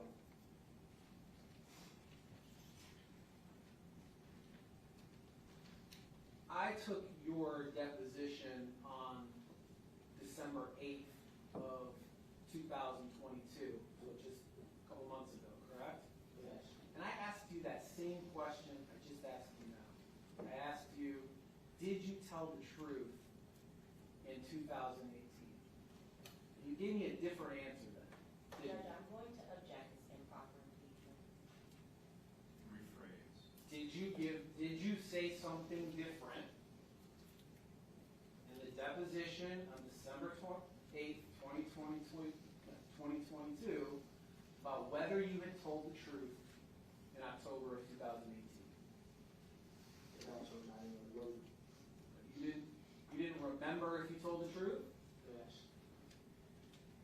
fact, you said, I don't think I lied. Isn't that correct?